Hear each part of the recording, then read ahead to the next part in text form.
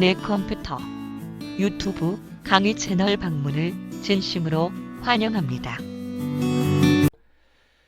자, 우리가 전번 시간에는 그 인버터 쪽에 컨트롤 회로에 대해서 우리가 공부를 했었죠. 자, 오늘은 이제 스위칭 회로에 대해서 공부를 진행할 시간입니다. 자, 인버터는 뭐라 그랬죠? 인버터라는 것을 이제 여러분들이 확실히 머리에 정립을 해야 되겠죠. 자, 액정은 자체 발광이 아니기 때문에 우리가 뒤에서 광원, 즉 백라이트에 의해서 광원을 비춰줘야만 액정에 어떤 영상이 나타난다. 그래서 인버터는 백라이트는 두 가지 방식이 있다고 그랬죠. 하나는 CCFL이라고 형광등 방식으로 해서 교류를 공급해서, 그죠? 어떤 그 백라이트를 점등하는 방식이고요. 이제 요즘 이제 모니터나 TV는 LED 모니터죠. 그 백라이트 광원이 형광등 방식이 아닌 그 LED 소자를 쓴 LED 백라이트 방식으로 바뀌었습니다. 그래서 LED 백라이트는 직류를 공급해 줘야 되기 때문에 우리가 그 드라이버라는 파워 서플라이를 써서 직류로 바꿔가지고 LED 백라이트를 점등하는 방식이죠. 인버터는 뭡니까? 인버터는 이렇게 교류를 만들어주는 방식 아닙니까? 그래서 CCFL 형광등에 점등을 해주는 방식이다. 지금 이제 인버터 회로에 대해서 공부하는 시간이 있어. 지금 쭉 공부하는 시간입니다. 그래서 인버터에 대해서 이제 컨트롤 회로에 대해서 전번에 공부를 했었어요. 자, 우리가 지금 여기 보이는 SMPS하고 인버터하고 같이 이렇게 통합된 보드를 우리가 립스 보드라고 그런다.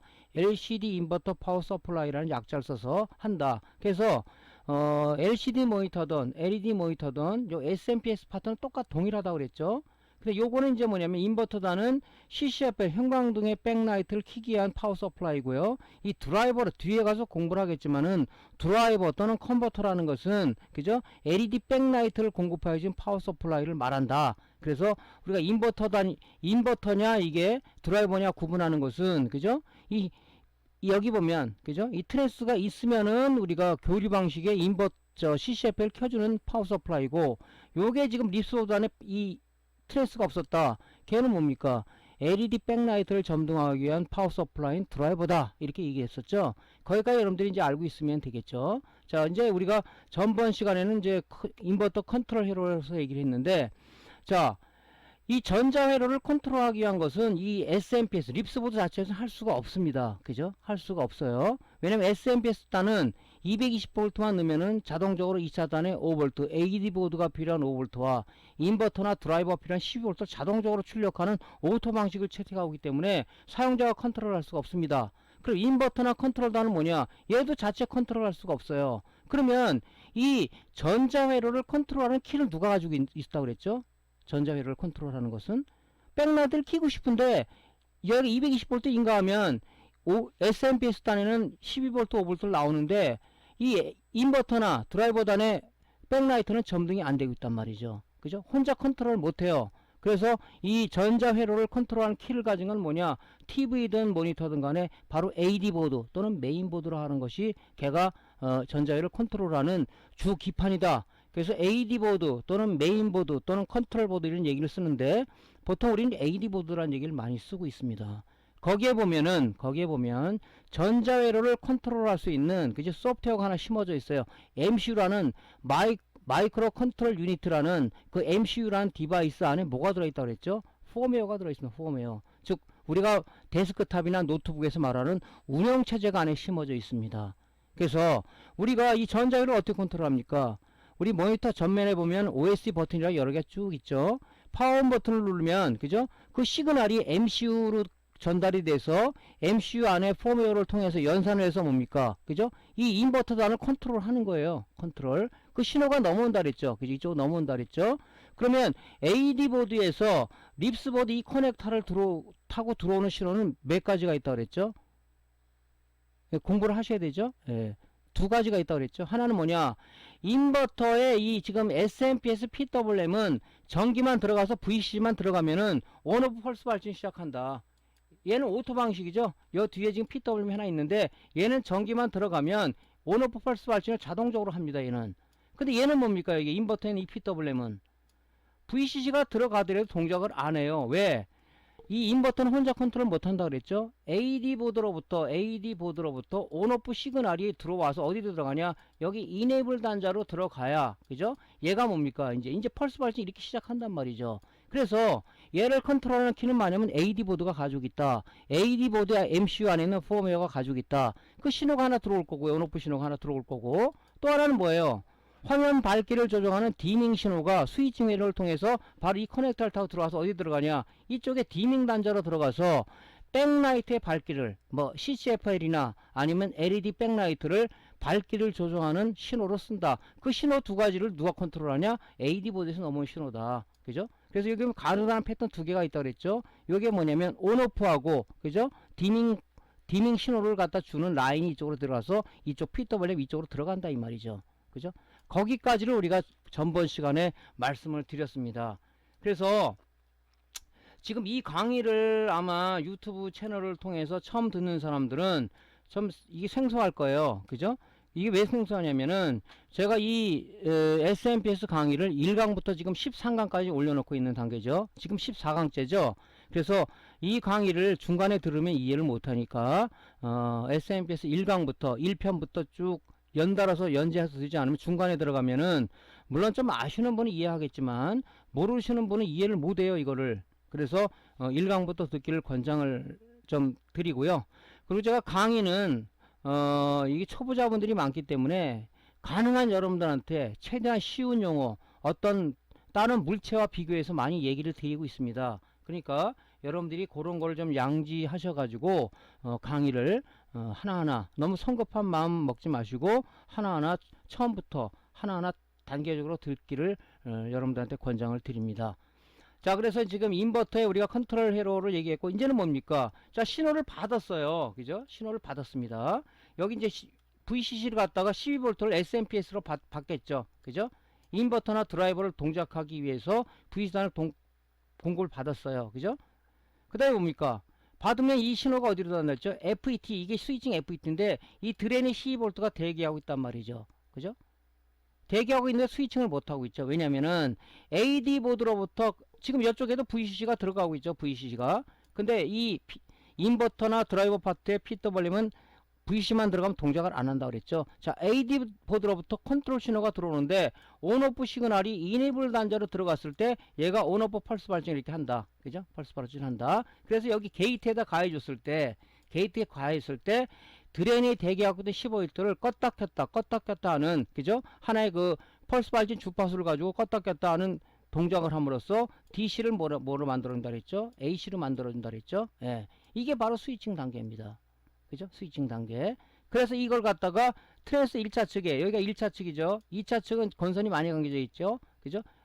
1차 측에 이 변하는 교류를 갖다 걸어줬단 말이죠. 이 교류 신호를. 트랜스는 1차 탄에 변화하는 신호를, 교류 신호를 줬을 때 상호 인덕턴스에서 2차 측에 유도 기전력이 발생되는데 이 유도 기전력은 뭡니까? 그죠? 감은 권선비에 따라 비례하기 때문에 2차 측에 많이 관계져 있죠. 그래서 CCFL을 한 15,000 초기에 15,000V를 가해줘야 그 아크 방전을 통해서 점등을 하게 되겠다. 형광등 방식은.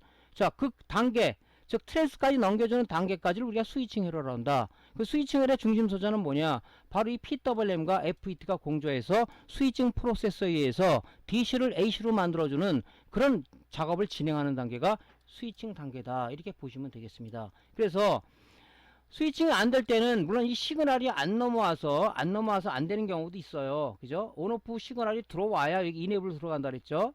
그러니까 이런 내용을 알아야 수리를 할 수가 있는 거예요. 그죠? 점등이 안 되네. 왜 그럴까? 그러면 온오프 시그널이 들어오는지 안 들어오는지를 여기 단자를 찍어보면 알겠죠. 그죠?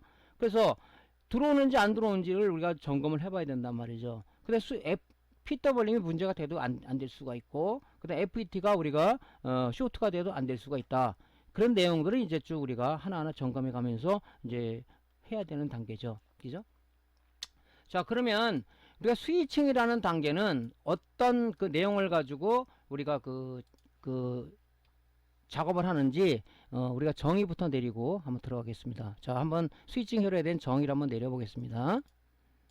인버터 또는 컨버터 스위칭 회로는 SMPS로부터 DC 12V를 공급받으면 PWM이 펄스 발진 동작을 바로 하는 것이 아니라 동작대기 상태로 있다가 AD 보드로부터 온오프 시그널을 립스보드 커넥터를 통하여 인버터 또는 드라이버 파트에 PWM 온오프 단자로 신호가 입력되면 PWM이 펄스 발진을 하여 FET 게이트에 공급하여 FET 드레인에 대기하고 있던 DC 12V를 스위칭 동작을 하여 DC를 AC로 변환하는 회로이다.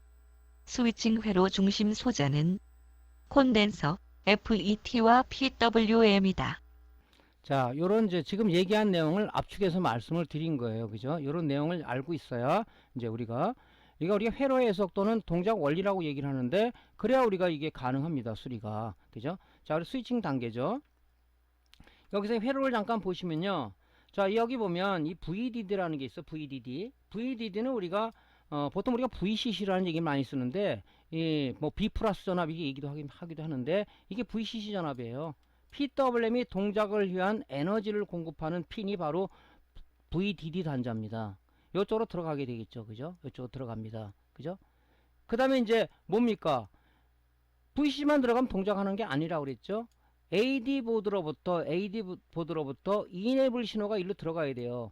이네이블 또는 온오프라고 되어 있는데, 보통 이네이블 단자, 이네이블라고 표현이 많이 되어 있습니다.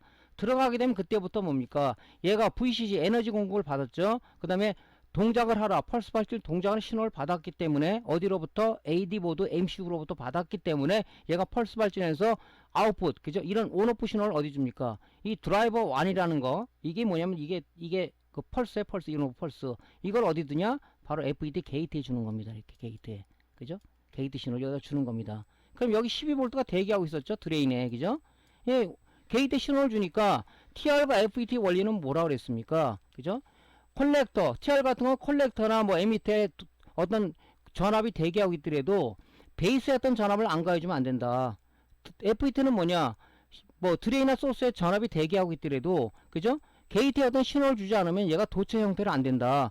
신호를 주면은 도체 형태로 변하는 거고, 신호를 안 주면은 부도체로 변한다. 그래서 우리가 반도체라는 얘기를 쓴다고 얘기했었죠. 그죠? 그게 들어간단 말이죠. 그 여기서 스위칭을 하는 거예요. 그죠? 그 다음에 이제 사용자가 버튼을 뭐 눌러서 화면 밝기를 조정한다 그러면 이 PWM에 디밍 단자로 들어간단 말이죠. 뭐 디밍 브라이트라고 쓰는데 보통 딤이라는 얘기를 많이 쓰죠. 그럼 여기 들어가서 주파수, 이 펄스퍼, 그죠? 이 듀티 사이클이라고 그러는데, 이거를 줄이냐 늘리냐에 따라서 우리가 2차 측의 전압이 많이 생성되고 적게 생성될 수 있죠. 그래서 백라이트가 흐려지고 밝아지고 하는 거죠. 근데 보통 디밍 단자를 OSC 버튼을 만져서 이렇게 하시는 분은 이렇게 많지는 않습니다. 사실은. 그죠?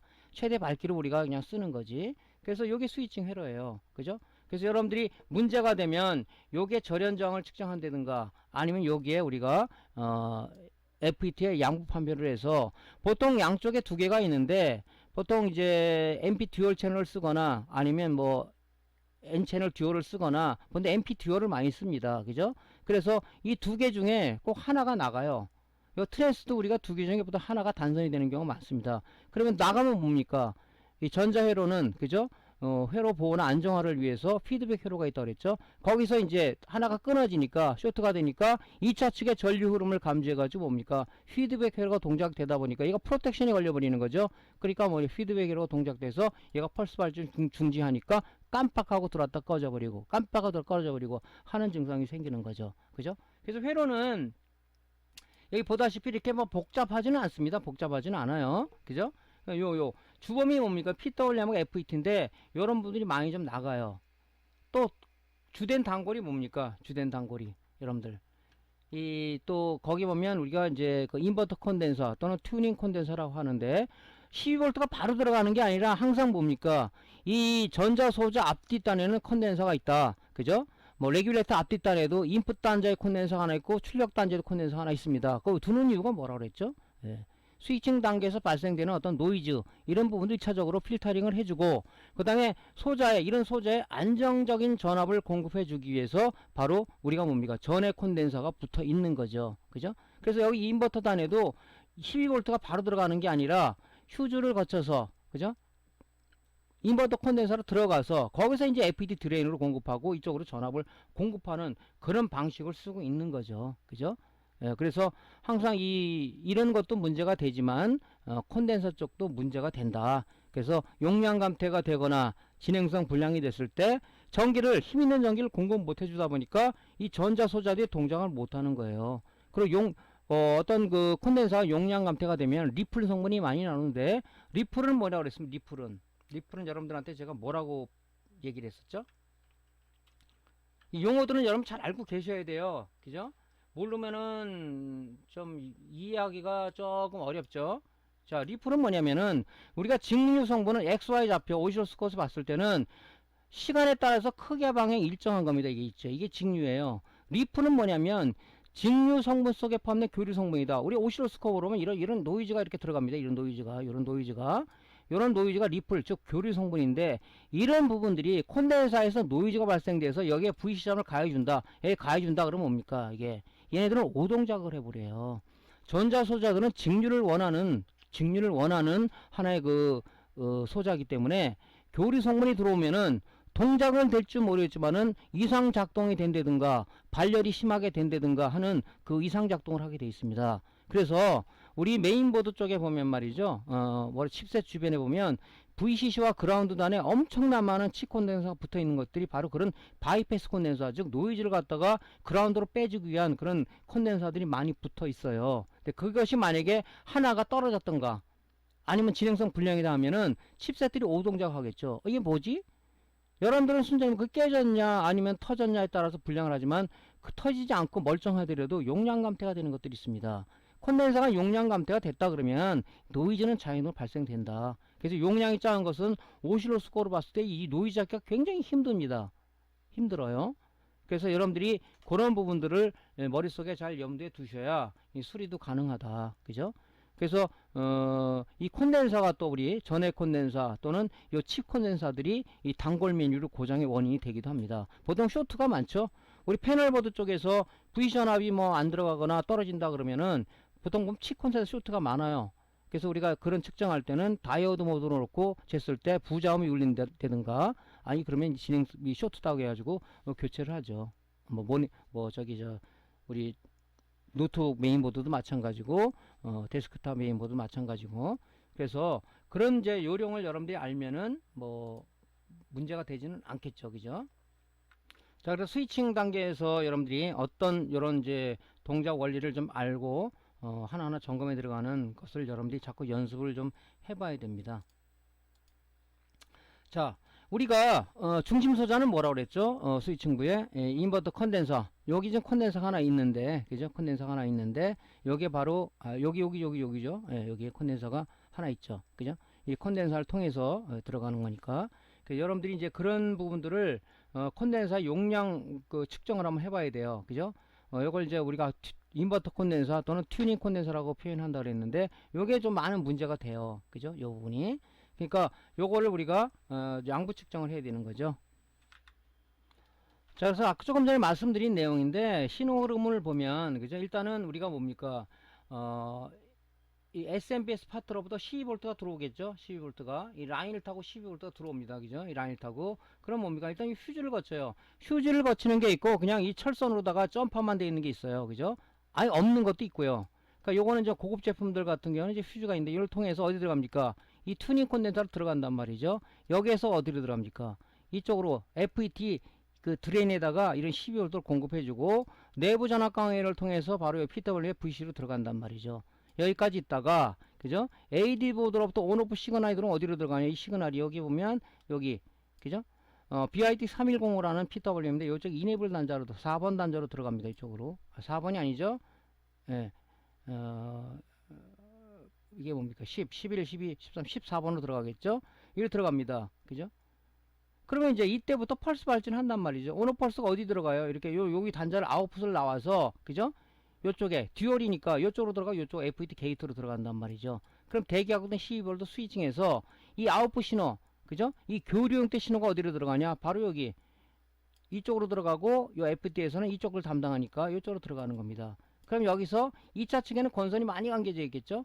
여기 예를 들어서 이쪽으로 백라이트로 들어간다. 이리로 들어간다. 그래서 우리가 점등이 된다 하는 얘기죠. 그죠? 그래서 백라이트는 이제 그런 식으로 인버터는 이런 식으로 신호가 들어온다 하는 얘기를 아까 말씀드린 내용을 그림을 보고 다시 한번 얘기 드렸습니다. 그죠? 뭐 어렵진 않죠? 그죠? 자, 그래서 여기 있는 요 튜닝 콘덴서 요것도 굉장히 많이 나가는 편입니다. 그래서 요게 전해 콘덴서 같은 경우는 우리가 그 뭡니까 그 요런 것들은 이제 3년 이상 지나면은 용량 감퇴가 좀 많이 돼요. 물론 초보자분들은 이게 불룩 튀어나와서 아, 콘덴서가 이게 터졌구나, 그죠? 이런 걸 봐서 용량 감퇴 또는 이것이 기능 저하가 됐다고 생각하는데 이게 안 터지고 멀쩡한 것들 많습니다. 이걸 눈으로 확인해서 얘가 용량이 감퇴했다 안 했다 알 수가 없잖아요. 우리 콘덴서는 우리가 보통 제일 중요하게 하는 게 정전 용량이죠. 전기를 담을 수 있는 그런 용량인데, 그지? 여기서 보면 우리가 330 마이크로란 말이죠. 이것이 200 마이크로 떨어졌다. 그러면 전기를 제대로 힘 있는 전기를 공급해 주겠습니까? FET 드레인에다가 PWM에 공급해 주겠습니까? 못한단 말이죠. 그죠? 얘가 정상이라도 이쪽에 얘를 통해서 들어오기 때문에 얘가 용량 감퇴가 됐다 그러면 당연히 여기 지금 이 전자소자가 일할 수 있는 미니멈에서 맥시멈 전기가 있는데 걔 미달로 떨어진다 그러면 동작을 못 하는 거예요. 그죠? 그러니까 우리가 이거를 동작이 안 된다 그러면은 아 이게 FET하고 PWM 많이 나가는 것 같아 이것만 하지 말고 얘도 정전 용량 측정을 해봐야 돼요. 여러분 다기능 테스터 갖고 있죠? 물론 다른 장비들이 많지만 보통 다기능 테스트 하나 가지고 많이 해요. 뭐 고가 장비가 사실 필요는 없습니다. 자, 여기 뜬 콘덴서가 뭐냐, 콘덴서는 이제 중요한 게 뭐냐면 이 붙은 상황에서 측정하기가 어려워요. 회로들이 다 연결되어 있기 때문에. 그죠? 우리 다이오드 측정할 때도 보면 쇼트로 나왔다 조금 있으면 그죠? 0. 몇 볼트 나오죠. 여기 충전 연결되어 있기 때문에 충전이 걸리는 시간이 있단 말이죠. 좀 대보고 있어야지 우리가 결과를 알 수가 있다. 그죠? 그러니까 때 갖고 측정하는 게 모든 소자는 탈거한 상황에서 측정하는 게 정확한데, 그죠? 이런 FET라든가 PWM은 우리가 실장 상태에서 측정이 가능한데 이 특히 콘덴서만큼은 탈거해서 측정하는 게 좋다. 탈거해서 측정해 보면 얘가 330 마이크로 페럿이잖아요. 물론 이 제품은 정상 제품을 갖고 있기 때문에 제 값이 나오겠죠. 327.6 마이크로 나왔어요. 그럼 330보다 떨어지는 것은 아니야. 기계 오차를 감안한다 그러면 얘는 정상이라고 봐야 되죠. 근데 지금 여기 쓴 콘덴서는 약간 저가, 그죠? 제가 수리의 경험을 통해서 본다면 상당히 저가 콘덴서를 써놨어요. 굉장히 문제되는 콘덴서가 좀 많이 있는데, 그냥 이제 용량이 미달돼요. 근데 이제 국내에서도 국내에서 좀 브랜드가 있는 상품들을 보면은 330이라면 340 이상이 나옵니다. 그죠? 왜냐면 항상 좀 좋은 콘덴서들은 이 기록된 표현보다 그죠? 플러스 알파 용량이 높게 돼 있어요. 근데 또 이 얘기를 한번 좀 드려야 되겠네. 초보자들은 330인데 보니까 342가 나오는데 이거 쓰면 이 회로가 문제되는 게 아닙니까? 그죠? 이거는 우리가 너무 과잉 반응이다. 우리는 이 표기명을 쓰고 쓰면 되는 거예요. 이렇게 높게 만들어 놓은 것은 그죠? 아무래도 얘보다 그죠? 이 지나가면서 전기 손실이라든가 이런 걸 생각해서 좀 높게 만들었겠죠. 거기서. 그래서 허무맹랑하게 이 전자소자를 개발하고 만들어낸 사람들이 그렇게 어리석게 만들어내지는 않았을까 하는 말이죠. 그죠? 그래서 우리가 특히 이제 그 전번 시간에 말씀드렸죠. AD 보드 쪽에 패널을 온 시킬 때도 MCU로부터 온 시그널을 FET 그죠? 게이트 줘서 우리가 그 5V VCC 게이트를 여는데 그 열 때 그 드레인과 연결된 콘덴서를 항상 거치게 돼 있다고 그랬죠? 거기에 작은 콘덴서가 있어요. 그죠? 걔도 많이 나가죠. 그때 없다 그러면 뭡니까? 약간 높은 거 써도 관계는 없습니다. 내압은 맞춰줘야 되겠죠? 마찬가지 여기도 마찬가지예요. 이거 없다 그러면 이거 조금 높은 것도 관계는 없어요. 그죠? 그래서 측정했을 때 높은 전압이 나와도 겁먹지 마시고 우리는 이 표기명대로 쓰면 된다. 표기명이 딸려 있는 게 아니라 이 표기명을 가지고 생각하지 높다고 여러분 생각하지 말라. 그런 의미에서 표기를 적어놨을 거란 말이죠. 그죠? 그러니까 관계없어요. 이런 것들은 우리가 정상이라고 봐야 됩니다. 어휴 이거 뭐야 2점 몇 볼트가 미달이잖아. 이거 불량 이렇게 또 간다 그러면 곤란합니다. 자, 그러니까 이런 것들은 정상이에요 사실. 자, 그래서 이제 우리가 아마 이 회로를 구성한 사람들이 사실은 330 이하로 껴도 되는데 안정성을 위해서 약간 높게 이렇게 회로 설계를 하지 않았나, 제가 이런 생각도 합니다. 그죠? 자, 다기능 테스터를 측정할 때는 뭐 다 알겠죠? 그죠? 뭐 이건 뭐 이 다기능 테스터는 콘덴서는 전해 콘덴서는 플러스 마이너스 극성이 있는데 그죠? 우리가 그냥 아무 방향에 껴도 우리가 얘가 측정이 되죠. 다기능 테스터. 자, 그래서 이제 이런 전해 콘덴서를 할 때는 반드시 내압. 여기 보면 330V, 35V라고 되어 있죠. 그 내압은 맞춰줘야 돼. 이걸 뭐 여러분들이 그냥 나름대로 생각해서 16V를 켰다 터질 가능성도 크겠죠. 내압은 뭡니까? 내압은 콘덴서에 걸을 수 있는 최대 전압인데, 그죠? 얘가 35V인데 16V 꼈다 그러면 높은 전압에 들어오면 얘가 터져버린단 말이죠. 그죠? 그래서 여러분들이 정전 용량하고 내압은 맞춰줘야 되는데, 이 콘덴서가 없다면 여기다 약간 좀 높은 거 써도 관계는 없다. 그죠? 예. 그리고 이제 우리가 여기 보면 이 띠가 있죠. 여기 띠가 요게 마이너스 극이에요. 이 표시도 여기 보면 여기가 이렇게 돼 있는 게 있고 플러스 마이너스 돼 있는 게 또 있는데, 우리가 이 문제가 돼서 낄 때는 항상 정삽을 해줘야 된다. 역삽을 해주면 안 되겠죠. 그죠? 자, 콘덴서 교체할 때는 요 역삽을 하게 되면 터져버립니다. 그래서 이 정삽하는 것을 유의를 좀 하시고요. 자, 인버터 콘덴서 전원을 인가하는 상황에서 지금 전압이 사실은 우리가 퓨즈를 통해서 이 인버터 콘덴서를 통해서 들어가기 때문에 일단은 또 전압이 제대로 나오냐를 체크를 해봐야 되겠죠. 그죠? 12V가 가줘야 되잖아요. 근데 이게 여기 이 단자에선 12V가 나오는데 이 콘덴서 여기 재면은 12V가 안 나오는 것들이 있어요. 전압이 떨어지는 게 있습니다. 그죠? 그 용량 감퇴 때문에.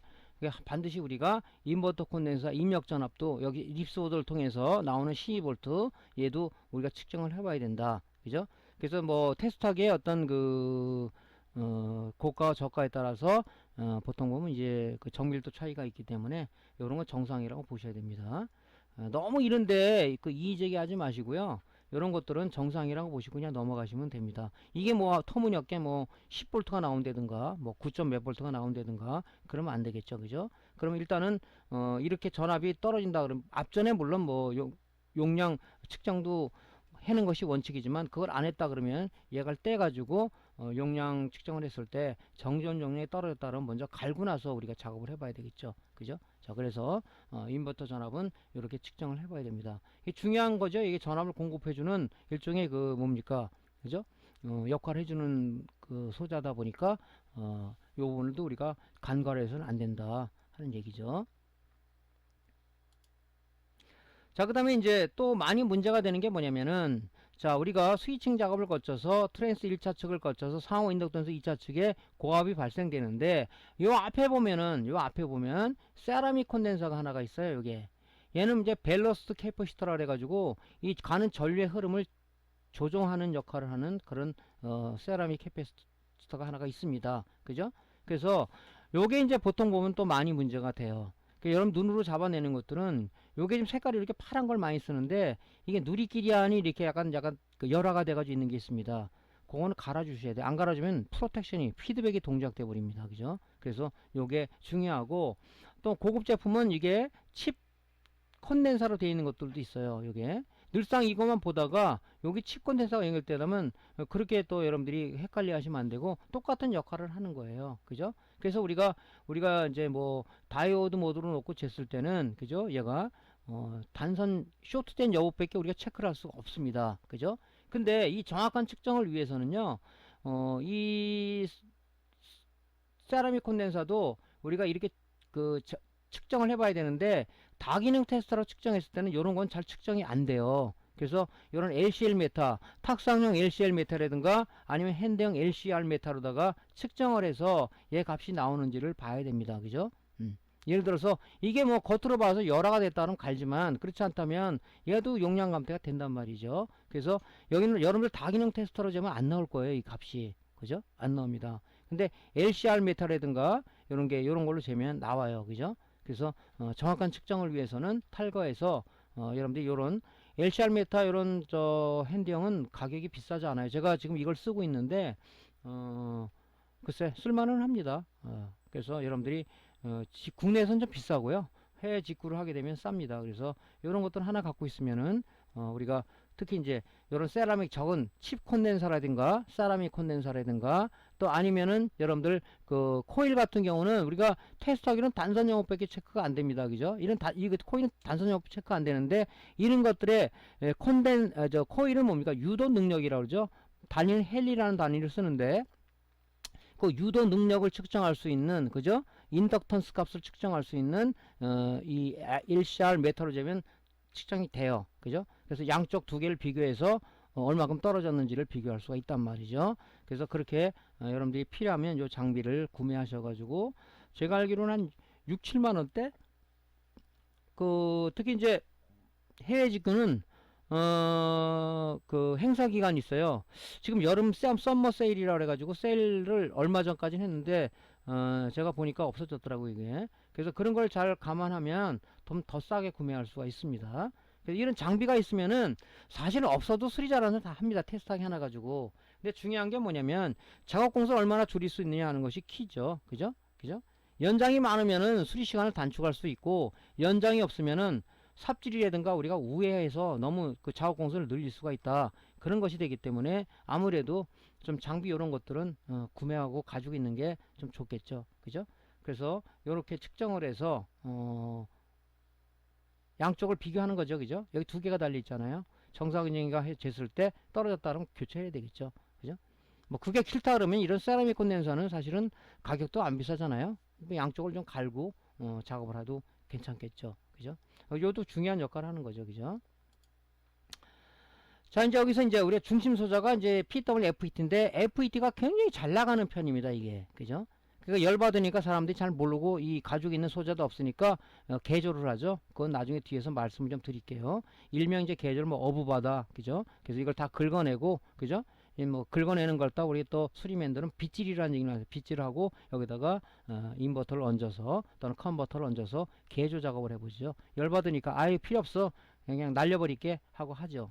그러니까 어떤 사람들은 이제 갈죠. 이거를. 보통 우리가 양부 판별하는 게 쉽잖아요. 제가 지지신공이랑 알려줬는데 색깔 있으면 하나만 갈면 돼요. 그걸 다 긁어내고 다시 개조를 한다는 것은 시간도 시간이지만은 쓸데없는 돈을 낭비하는 거죠.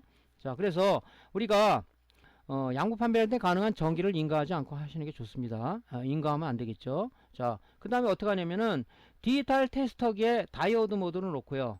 다이오드 모드를 놓고, 자, 우리가 이제 1차측하고 2차측 그라운드가 있죠. 그죠? 이 인버터도 2차측이죠. 여기 콘덴서, 인버터 콘덴서 마이너스에 되고요.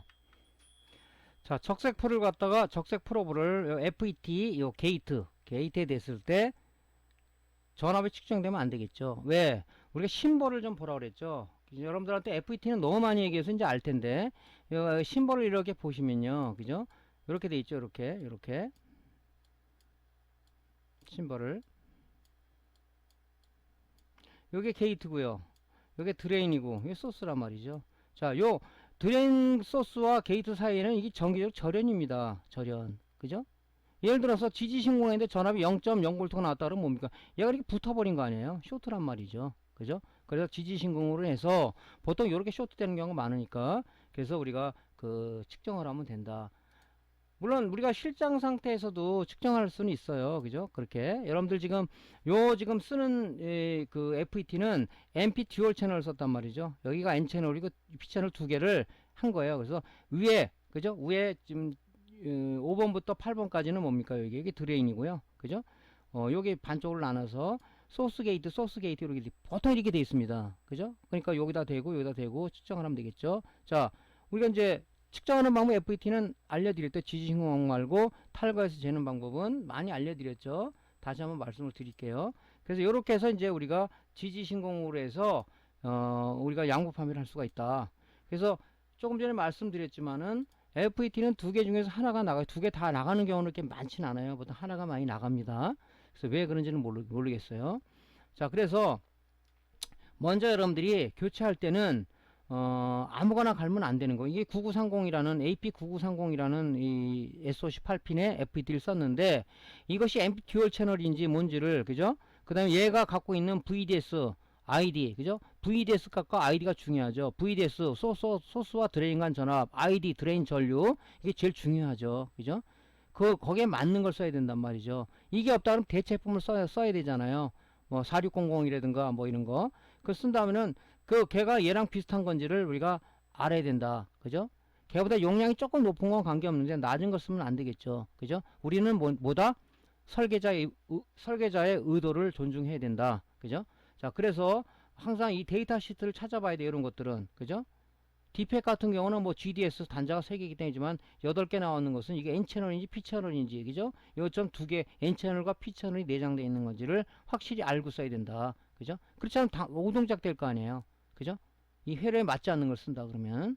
자, 그래서 이렇게 측정하면 상당히 좀 측정하기가 좋겠죠. 그죠? 지지신공 콘덴서 마이너스 해야 되고 FET 게이트 있을 때 전압이 안 나오면 괜찮다. 그죠? 이렇게. 그래서 저는 이제 보통 들어오면은 그냥 이렇게 지지신공으로 해버려요. 그냥 뭐 이거 되고 뭐 N채널이다. 그죠? 그럼 소스에다 플러스 되고 드레인에다 마이너스 되고 또 바꿔서 재고 뭐 소스하고 게이트 간에 핀셋으로 쇼트시켜서 방전시키고 다시 역방향으로 재보고 이거 귀찮잖아요. 그죠? 그죠? 그러니까 그냥 지지신공으로 재버립니다. 그죠? 쇼트가 다 달라붙는다고 이게. 그죠? 이 어떤 방향으로 재도. 그러니까 뭐 다이오드도 마찬가지잖아요. 쇼트기 다이오드도 정방향으로 쟀는데 그죠? 쇼트다 그러면 역방향에 잴 이유가 아무것도 없잖아요. 그죠? 그건 마찬가지란 말이죠. 지지신공 여기 뭐 잘 한번 써먹어 보시고요. 자, 이렇게 재시면 되고요. 자, 탈거한상에서 탈거에서 탈거는 뭡니까? 그 PCB에서 떼가지고 한다는 거죠. 사실 탈거해서 되는 게 정확합니다. 왜냐면 붙어있는 상황에서 하면은 이 쇼트로 나올 경우도 있어요. 왜냐면 여기 연결된 회로 쪽에 어떤 회로가 쇼트가 되거나 진행성 불량이면은 값이 이상하게 측정될 수가 있단 말이죠. 그러니까 그런 경우가 많아요. 뗐는데 정상으로 나오는데 왜 붙이면은 쇼트입니까? 그 주변 회로가 문제가 있으니까 그래요. 그러면은 얘는 제껴두고 그 주변 회로를 뒤져서 걔를 찾아내야 되겠죠. 그죠? 그것이 뭡니까? 수리 능력이겠죠. 예. 자, 그래서 요런 걸 재면은, 요런 걸 쟀을 때는, 자, 이게 지금 여기 N채널이고 P채널이잖아요. N채널을 잰다 그러면, 잰다 그러면, 여기 지금 우리가 심볼을 잘 보라 그랬어, 심볼을. 그죠? 이 심볼만 알면 돼요. 이게 N채널 뭡니까? 전기가 이렇게 해서 흘러가니까 전기는 플러스에서 마이너스로 흐른다. 그죠? 그러니까 여기다가 적색 리드몽을 대고 여기다 흑색 리드몽을 댔을 때 0.5V가 나오면 정상이다. 이상이 나오면. 역방향으로 됐어. 역방향으로 왔어요. 그죠? 역방향으로. 역방향 당연히 안 나오겠죠. 이렇게 전기가 못 흐르잖아요. 자, 여기하고 소스에다가 플러스 봉을 대고 게이트에다 마이너스 봉을 댔어요. 이건 전기 절연이죠. 나오면 안 되겠죠. 그러니까 FET는 P채널이든 FET든 간에 소스하고 드레인 값만 전압이 나오면 정상이에요. 거기 0.0V가 나왔다. 쇼트란 말이죠. 그럼 P채널은 어떻게 됩니까? P채널은 전기가 이렇게 흐르게 돼 있잖아요. 그러니까 전기는 플러스에서 마이너스니까 드레인이 플러스고 소스가 마이너스일 거란 말이죠. 여기다가 적색 리드몽을 대고 소스에다가 흑색 리드몽을 댔을 때 그죠? 전압이 0.5V 이상이면 정상이다. 반대로 역방이전이니까 전압이 나온다. 그건 쇼트잖아요. 그죠? 역방이전 전압이 당연히 안 나오겠죠. 그죠? 그래서 여기 드레인과 소스, 드레인과 게이트를 재고 나서는 여기 잔류전기가 남아있다 보니까 채널이 열려있는 상황으로 될 수도 있다. 그죠? 그러니까 뭡니까? 이거가 된 다음에 소스와 게이트를 한번 핀셋으로 쇼트 시킨 다음에 역방향으로 재야 된단 말이죠. 그죠? 이걸 안 하고 재면요, 얘가 쇼트로 나와버려요. 그러니까 항상 요 1번, 2번 사항을 한 다음에는 우리가 소스와 게이트 있죠? 요 소스와 게이트를 핀셋으로 쇼트 시켜서 잔류 전기를 방전시킨 다음에 원위치를 만들어 놓은 다음에 역방향을 재야 된단 말이죠. 다 재고 역방향이니까 0.0부터 나와. 이거 FET 쇼트 됐네요. 이러시는 분도 있어요. 그죠? 그거는 요 원리를 잘 몰라서 그러는 거죠. 그죠? 한번 붙어버리면 계속 붙은 상황으로 된단 말이죠. 예. 자, 그래서 이렇게 해서 측정을 하시면 되고요.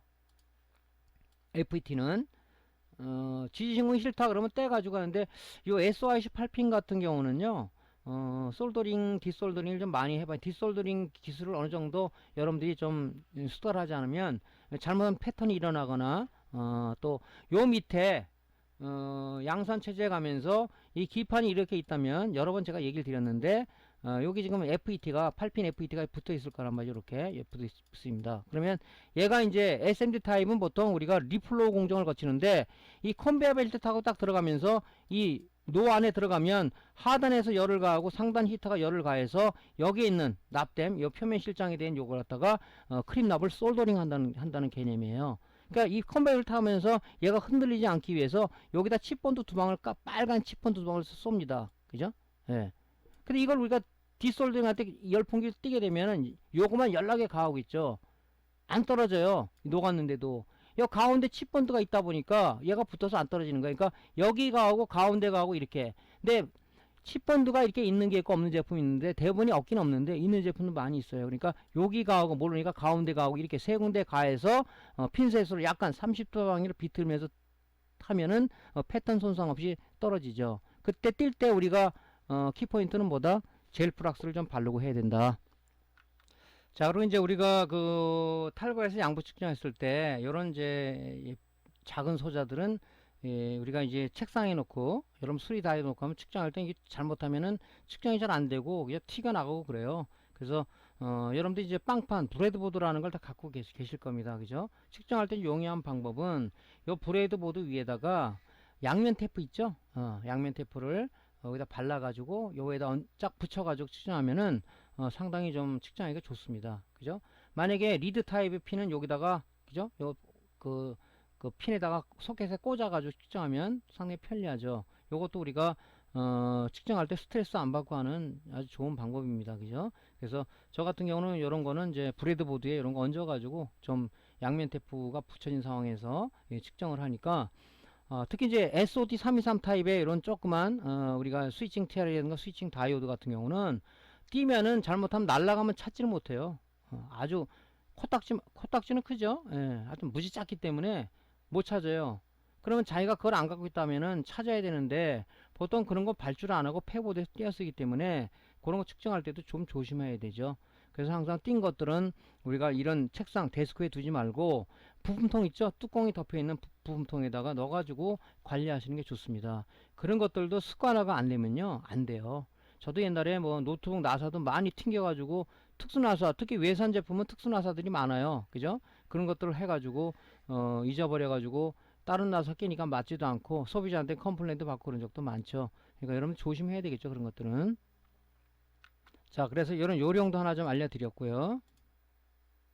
자, 우리 지금 한 얘기를 동영상으로 리뷰를 한번 해보겠습니다. 이 FET 탈거 상황에서 양부 판별. 자, 여기 지금 심벌을 보시면요, 여기 보통 이렇게 돼 있어요. MP 듀얼 채널이라도 보통 5번부터 여기 점 있는 부분이 1, 2, 3 시계 반대방 핀면 매겨진다 그랬죠, 보통은. 그래서 5, 6, 7, 8번은 보통 드레인 단자입니다. 그래서 두 개로 나눠져 있으니까 1번 단자가 소스, 2번 게이트, 3번 소스 게이트, 소스 게이트, 소스 게이트 이렇게 보통 이루어져 있어요. 그러니까 여러분들 테스터기 다이오드 모드 설정하시고, 그죠? 지금 요 N채널 재는 거잖아요. 요가 N채널이고 요 뒤가 P채널이죠. 이 심벌을 보시면은. 그래서 여기다가 소스에다 플러스 봉을 대고 드레인에다 마이너스 봉을 댔을 때 전압이 0.5V 측정이면 정상이다. 그죠? 자, 여기다 지금 양면 테이프를 붙여 올려놓고 재는 거죠. 정상이죠. 자, 여기 당연히 게이트 상황은 우리가 측정이 되면 안 되겠죠. 그죠? 이 전기적 절연이니까. 만약에 여기서 0V 측정이 되면 쇼트겠죠. 그죠? 이렇게 재면 되시고. 반드시 요거 한 다음에 뭘 해야 됩니까? 예. 핀셋으로 잔류 전기를 방전을 시켜줘야 됩니다. 그죠?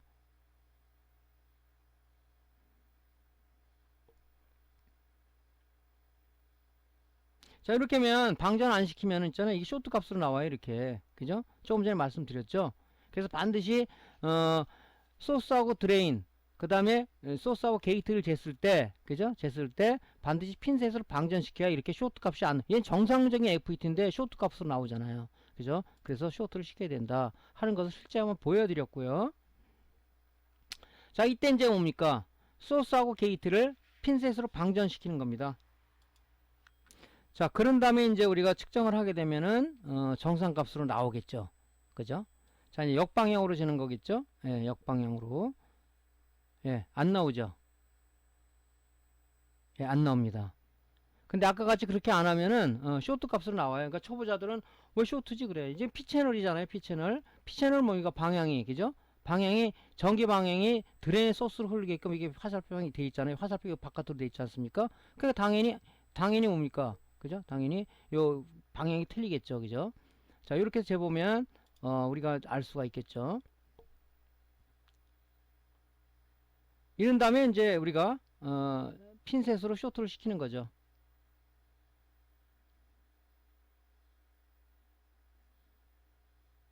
정상적으로 나왔죠. 네, 이렇게 해서 우리가 측정을 하시면 됩니다. 그죠? 자, 그 다음에 이제 FET에 전기를 집어넣고 우리가 드레인 전압을 체크를 해봐야 되겠죠. 이 드레인 전압은 어떻게 된다 그랬습니까? 드레인 전압은 SMPS로부터 그죠? 12V가 이 피코 콘덴서라고 그러죠. 피코 휴즈라고 그러죠. 피코 휴즈를 통해서 이 전해 콘덴서, 튜닝 콘덴서 들어가서 얘가 FET 드레인에 대기하고 있다고 그랬죠. 드레인 전압이 제대로 나오는지 체크하려면 전원을 인가한 상태에서 이 드레인 단자, 그죠? 5번부터 8번이 드레인이라고 그랬죠. 드레인 재보면은 11.64 정상적으로 나옵니다. 그죠? 정상적으로 이렇게 이것이 안 나온다 그러면 뭡니까? 그죠? 뭐 이 앞단을 좀 뒤져야 되겠죠. 예, 그래서 이렇게 나오는지를 여러분들이 측정을 좀 해보셔야 되고요. 자, 그 다음에 이 FET 데이터 시트를 아까 좀 전에 여러분들이 체크해 보라고 그랬죠. 체크해 보라고. 그럼 여기 체크해 보면 얘가 이제 여기 지금 쓴 적용된 FET는 스위칭 FET는 9930 AP9930 GM이라는 FET를 썼어요. 근데 이게 보니까 측정하니까 쇼트가 나왔더라.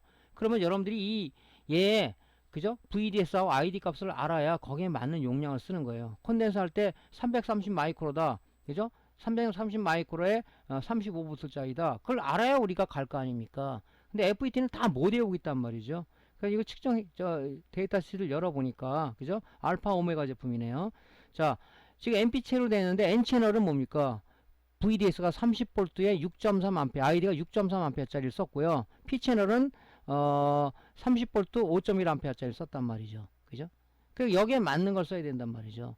근데 이거를 무시하고 여러분 스스로가 썼다 그러면은 다행히 그게 이제 MP 채널이라면 관계가 없는데 비슷한 거 썼다면 되는데 그게 MP 채널이 아니라 뭐 싱글 N 채널을 썼다. 그럼 안 되겠죠.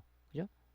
그 회로에 부합되지 않는 소자를 쓴 거 아닙니까? 그래서 그걸 우리가 이렇게 조회를 해서 그죠? VDS ID 값을 반드시 알아가지고 써야 된다. 그죠? 그 용량을 그거를 우리가 이제 머릿속에 잘 해야 됩니다. 노트북도 마찬가지고 데스크탑 메인도 모두 마찬가지고 전원부 쪽에 FET가 그죠? 보통 이제 디팩 타입이나 피팩 타입의 로우 RDS FET를 쓰는데 그래도 같은 용량 그죠? 조금 높은 걸 써야 되는데 허무맹랑한 걸 쓴다면 뭡니까? 뭐 전원부가 어떤 열화가 된다든가 터진다든가 그런 뭐 결과를 초래하겠죠. 우리 지금 그 인버터보다 마찬가지란 말이죠. 이런 거를 여러분들이 데이터 시트를 찾는 습관 어느 정도 수달될 때까지는 찾아서 그냥 한번 보고 말지 말고 많이 쓰는 거다 그러면은 여러분 PC에 저장해서 볼 수 있도록 그죠? 그렇게 하시면 됩니다. 아무 중구난방으로 저장하지 말고요. 여러분들한테 우리가 지금 윈도우에서는 탐색기는 참 찾기가 어려워요. 그래서 제가 저 공식 카페에 여러분들이 쓰는 그죠? 그 탐색기 유틸이 하나 올려드렸는데 저는 그걸 쓰니까 편하더라고요. 그러니까 다 찾아내는데 이런 걸 저장해서 추후 활용하면 좋겠죠. 예. 자, 그 다음 이제 FET죠. 여기 쓰는 것은 이제 AP4511이라는 이걸 쓴 게 아니라 인버터에 보면은 또 요런 모양의 또 FET를 쓴 게 있어요. 그죠? 요거는 뭡니까? 요것도 MP 듀얼 채널이에요. 모양이 틀리죠. 늘상 8핀만 봐오다가 이것도 사실 8핀이에요. 8핀이란 말이죠, 이게. 이제 초보자분들 같은 경우는 이제 늘상 쓰던 FET가 아니라 이런 게 있으면 또 당황하시는 경우가 있어요. 그런데 소자 모양은 틀리더라도 역할은 같다. 그래서 여러분들이 보여드리는 목적은 뭐냐면 요런 FET도 있다. 그죠? 예, 그래서 예전엔 좀 많이 썼어요. 많이 썼던 FET인데 지금은 이제 SOIC 8핀짜리 이걸 많이 쓰지. 이렇게 디펙 타입 모양으로 생긴 것은 잘 안 쓰는 것 같습니다. 얘도 마찬가지로 여러분들이 이 모르면 데이터 시트이죠. 요게 지금 보통 앞에 4511 하면 안 나올 거예요. 보통 요런 것들은 AO라든가 AP를 붙여서 하면은 다 나와요. 요런 이제 칩셋들은 이제 알파 오메가나 아니면 아나 칩셋에서 많이 만드는 소자들이기 때문에 앞에 AP나 AO를 치면은 많이 나옵니다. 그죠? 그래서 간혹 뭐 데이터 시트 못 찾겠다 하는 사람이 있는데 제가 그거 기초 강의에 많이 올려드렸을 거예요. 뭐 온세미 거는 NCP를 붙인다든가 NTD를 붙인다든가 앞에 그런 메이커명을 붙여야 나오는 것도 많아요. 회어차일 거는 앞에다 FDS를 붙인다든가 그런 많이 되오는데 단순히 이거 품번 요거만 가지고 이 번호만 갖고는 안 나오는 것들 많아요. 그죠? 자, 그러면 얘도 보면 MP 채널인데 35V 8.6A 그죠? 뭐 이렇게 나오잖아요. 그죠? 그 여러분들 요거 보고 여기에 맞는 걸 교체하시면 됩니다. 그죠? 요런 모양도 있다는 걸 한번 보여드렸고요. 자, PWM 양구판별은 우리가 전원을 인가하지 않은 상황에서 해야 되겠죠. 이거 지금 BIT 3105라는 이 다리가 굉장히 지네처럼 생긴 이거는, 그죠? 굉장히 SOP 타입인데 좀 긴 거죠. 예, 그런 거는 다리가 둘에 6, 8, 20개 달려있는 핀이죠. 그죠? 그래서 그런 것들은 우리가 주로 할 때, 이런 거는 양호 판별할 때는 그라운드와 V시다는 쪽에 쇼트가 많으니까 디지털 테스터기 다이오 모드로 놓고요. 실장 상태에서 흑색 프로브를 그라운드에 대고 이렇게 그라운드에 대고 VCC, 그죠? 이 VCC 단자가 어디에요? 그죠? 여기 핀맵에 보면 요 그라운드가 여기죠. 여기 VCC가 어디에요? 여기죠. PVD 여기죠. 여기 쟀을 때 전압이 측정되면 안 되죠. 그죠? 전압이 측정되면 뭐면 0.0V가 나왔다는 건 뭐면 도선이에요. 도선. 그죠? 이 쇼트란 얘기죠. 예. 그래서 요렇게 양구 판별을 하시면 됩니다. 그죠? 근데 난 이게 지금 새로 구매한 건데 혹시 몰라서 양구 판별하고 싶다 그러면은 여러분들이 이제 탈거 상황에서도 할 수가 있단 말이죠. BIT 3105는 그죠? 일단 디지털 테스터기에 오온 모드로 놓고요. 저항 모드로 놓고 그죠? 저항 모드를 설정하고 나서 그라운드하고 각 단자 간의 절연 저항을 측정했을 때 수백 킬로에서 수십 메가오hm 측정 양품이다. 물론 칩에 따라서 소재에 따라서 약간 틀릴 수도 있습니다. 그죠? 그래서 얘는 지금 그라운드 V시간을 측정해 본 거예요. 0.419 메가오음이니까 정상이라 봐야 되죠. 범위에 들죠. 예. 이렇지 않은 것도 있긴 있어요. 근데 뭐 15옴, 뭐 25옴, 75옴 나온다는 걔는 뭡니까? 그죠? 절연 저항이 무지하게 거의 쇼트에 가깝다는 얘기예요. 그런 것들은 그냥 갈아줘야 되겠죠. 예. 자, 그래서 이렇게 탈거 상황에서는 우리가 저항 모드로 놓고 각 단자 간에 VC 단자를 기본으로 해서 베이스로 해가지고 각 단자 간의 절연 저항을 측정해 보면 답이 나온다. 그죠? 예, 이렇게 측정하면 됩니다. 자, PWM VC 전압을 한번 재봐야 되겠죠? VC 전압을. VC 전압은 우리가 이제 그 VC 전압을 측정을 해보는데 이 PWM의 데이터 시트를 찾아보면은 이렇게 나와 있어요. 이걸 여러분이 참조를 좀 하셔야 되는데 보면 VDD 전압은 그죠? VC 전압은 미니멈 4V에서 13.2V 사이가 들어가야 정상 작동한다. 이렇게 표현이 돼 있어요. 그죠? 전원을 인가하고 우리가 이제 VCG 그라운드가 2차 측이니까 콘덴서 마이너스에 되고요. 마이너스에 되고 그다음에 뭡니까? PWM VC 단지 쟀을 때 8.19V가 나왔죠. 이 범위 안에 들죠. 데이터 CD 범위 안에 들죠. 그죠? 정상이라고 봐야 되겠죠. 근데 데이터 시트상이 이 범위가 아니라 2V가 나오고 있다. PWM은 아무리 이네블 신호가 들어오더라도 PWM의 이 범위 안에 들어와 있는 전압이 안 들어오면은 작동할 수가 없죠. 그죠?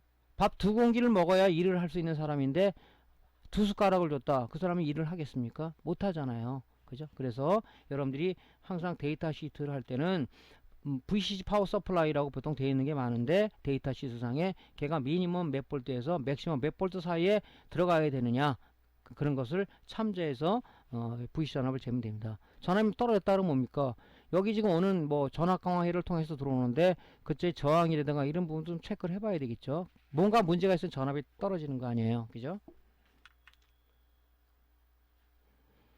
자, 이런 이제 요령으로다가 여러분들이 하나하나 단계별로 측정해 들어가시면 돼요. 사실은 고장 수리라는 게 어떤 소자가 문제 있어서 그죠? 어떤 작동을 안 하는 거니까 그런 소자를 이렇게 양부 측정과 전기를 인가하지 않은 상황에서 양부 측정, 전기를 들어가서 요 범위에 나오는 거 측정 이런 부분 하면서 그 소자를 잡아내는 거겠죠, 그죠? 그래서 교체를 하면 되시겠죠? 예. 자, PWM의 데이터 시트를 여러분 쭉 보시면요. 요렇게 나와 있어요. 4.5V에서 13.2V 오퍼레이션, 그죠? 어떤 그 동작 전압이 이렇게 걸린다. 그죠? 표시되어 있고, 여기 보면 뭐 이렇게 몇 볼트에서 몇 볼트 나온다. 이런 부분들을 참조하시면 되고, 얘가 어떤 역할을 하냐. 이런 것들은 이제 LCD TV도 많이 들어가는 소자다. 그죠? 3105도 많이 쓰죠. BIG 3105도. 예. 그래서 데이터 시트를 자꾸 보여드리는 이유는 우리가 입문자들이 이 강의를 많이 보기 때문에 자꾸 이런 거를 여러분 알려줘야 거기에 중요성을 깨닫고 여러분 느끼기 때문에 자꾸 데이터 시트를 중간중간에 여러분들한테 소개를 해드리고 있습니다. 자, 그리고 이게 영어로 좀 돼 있는데 사실 영어는 그렇게 어렵게 돼 있는 영어는 아니에요. 그래서 이제 이런 거를 복사에다가 파파고를 이용해서 번역기를 이용해서 하면은 번역이 아주 요즘은 좋아져 가지고 많이 잘 됩니다. 그죠? 근데 전문 용어다 보니까 아무래도 이제 뭐 그 파파고 이런 번역기 개발하는 사람들이 이 전문 용어에 따라서 거기에 대해서 좀 이렇게 거기에 맞게끔 이 번역이 안 되는 것도 있어요. 그죠? 예, 그런 것들 여러분이 감안해 보시면 되겠죠. 그죠? 자, 데이터 시트는 반드시 찾아보라 하는 얘기를 다시 한번 드리고요. 자, 그럼 여태까지 인버터 스위칭 소재 양부 판별하는 방법을 일단은 동영상으로 한번 리뷰를 해보겠습니다. 자, VCC 콘덴서 쪽에 우리가 FET 전압을 측정해보는 저기 양부 판별을 해보는 거죠. 자, 콘덴서 마이너스의 지지신공이죠. 네, 지지신공 게이트 됐을 때 그죠? 전압이 측정 안 되거나 지금 여기 전압이 측정될 수도 있어요. 회로에 따라서. 단 뭐냐 이게 0볼트가 측정 0.0볼트 뭐 0.1볼트가 측정된다 그러면 뭡니까? 걔는 쇼트라고 봐야 되겠죠. 예, 그래서 이렇게 지지신공을 하게 되면 아무래도 좀 빨리 찾을 수가 있다. 그죠? FET가 또 있으니까 여기다 한번 대봐야 되죠. 1번이 SG 소스 게이트니까 쟀을 때 전압이 안 나오죠. 회로가 이게 콘덴서가 연결돼 있어서 갑자기 전압이 제대로 안 나오다가 조금 있으면 나오는 경우가 있어요. 거의 충전 시간이 걸리기 때문에 그렇습니다. 자, 그래서 이렇게 측정을 해 보시면 되고요. 그죠? 자, PWM 양부 판별법 VCC하고 그라운드하고 VCC를 우리가 특색봉을 리드봉을 댔을 때 그죠? 지금 이게 보면 쭉 올라가다가 측정이 안 돼. 전압이 안 나오잖아요. 딴 쪽하고 이 콘덴서하고 이게 자꾸 이게 그 뭡니까? 그 충전되는 시간이 있기 때문에 그죠? 조금 대보고 있어야 돼요. 그죠? 그래서 이렇게 하면 전압이 측정되면 안 되겠죠. 그죠? 예. 측정되면 뭡니까? 도선이잖아요. 도선. 그죠? 그러니까 얘는 정상이라고 봐야 되겠죠.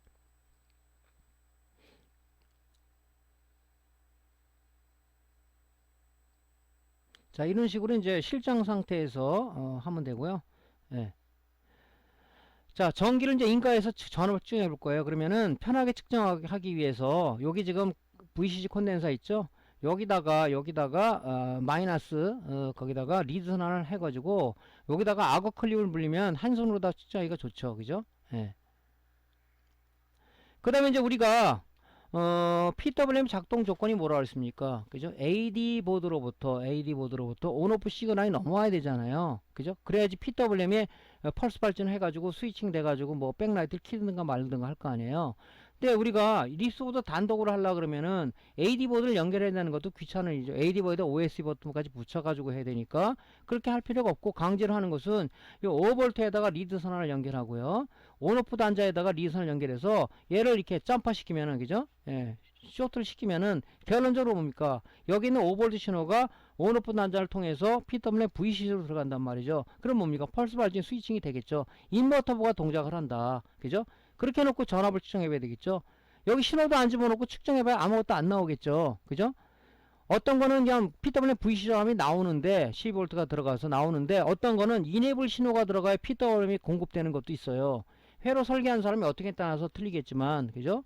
대부분이 이제 전기를 넣으면은 게이트 쪽에 FET 드레인에 12V가 대기하고 전압 경항을 통해서 PWM에 VC로 들어가는데 VCC가 이네블 신호가 안 들어오면 안 들어가는 것도 있단 말이죠. 자, 그래서 일단은 여기다 리드를 이렇게 해가지고 점퍼를 해가지고 일단은 연결한 상황에서 측정을 해야 되겠죠.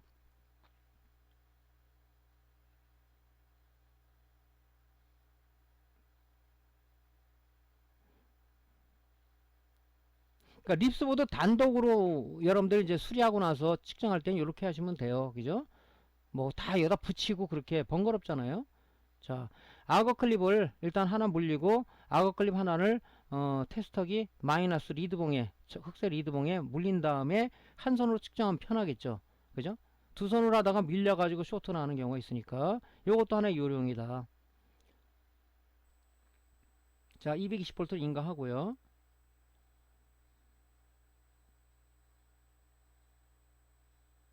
자, 여기에서 우리가 전원을 인가한 상태에서 한번 FET 드라인 전압을 측정해 보겠습니다. 자, 나오죠, 여기서는. 그죠? 12V. 대기하고 있는 이 라인을 통해서 피코 휴즈를 통해서 콘덴서를 통해서 들어가는 거니까 나오겠죠. 그죠? 정상이죠. 이거는 대기하고 있는 거죠. 스위칭 대기.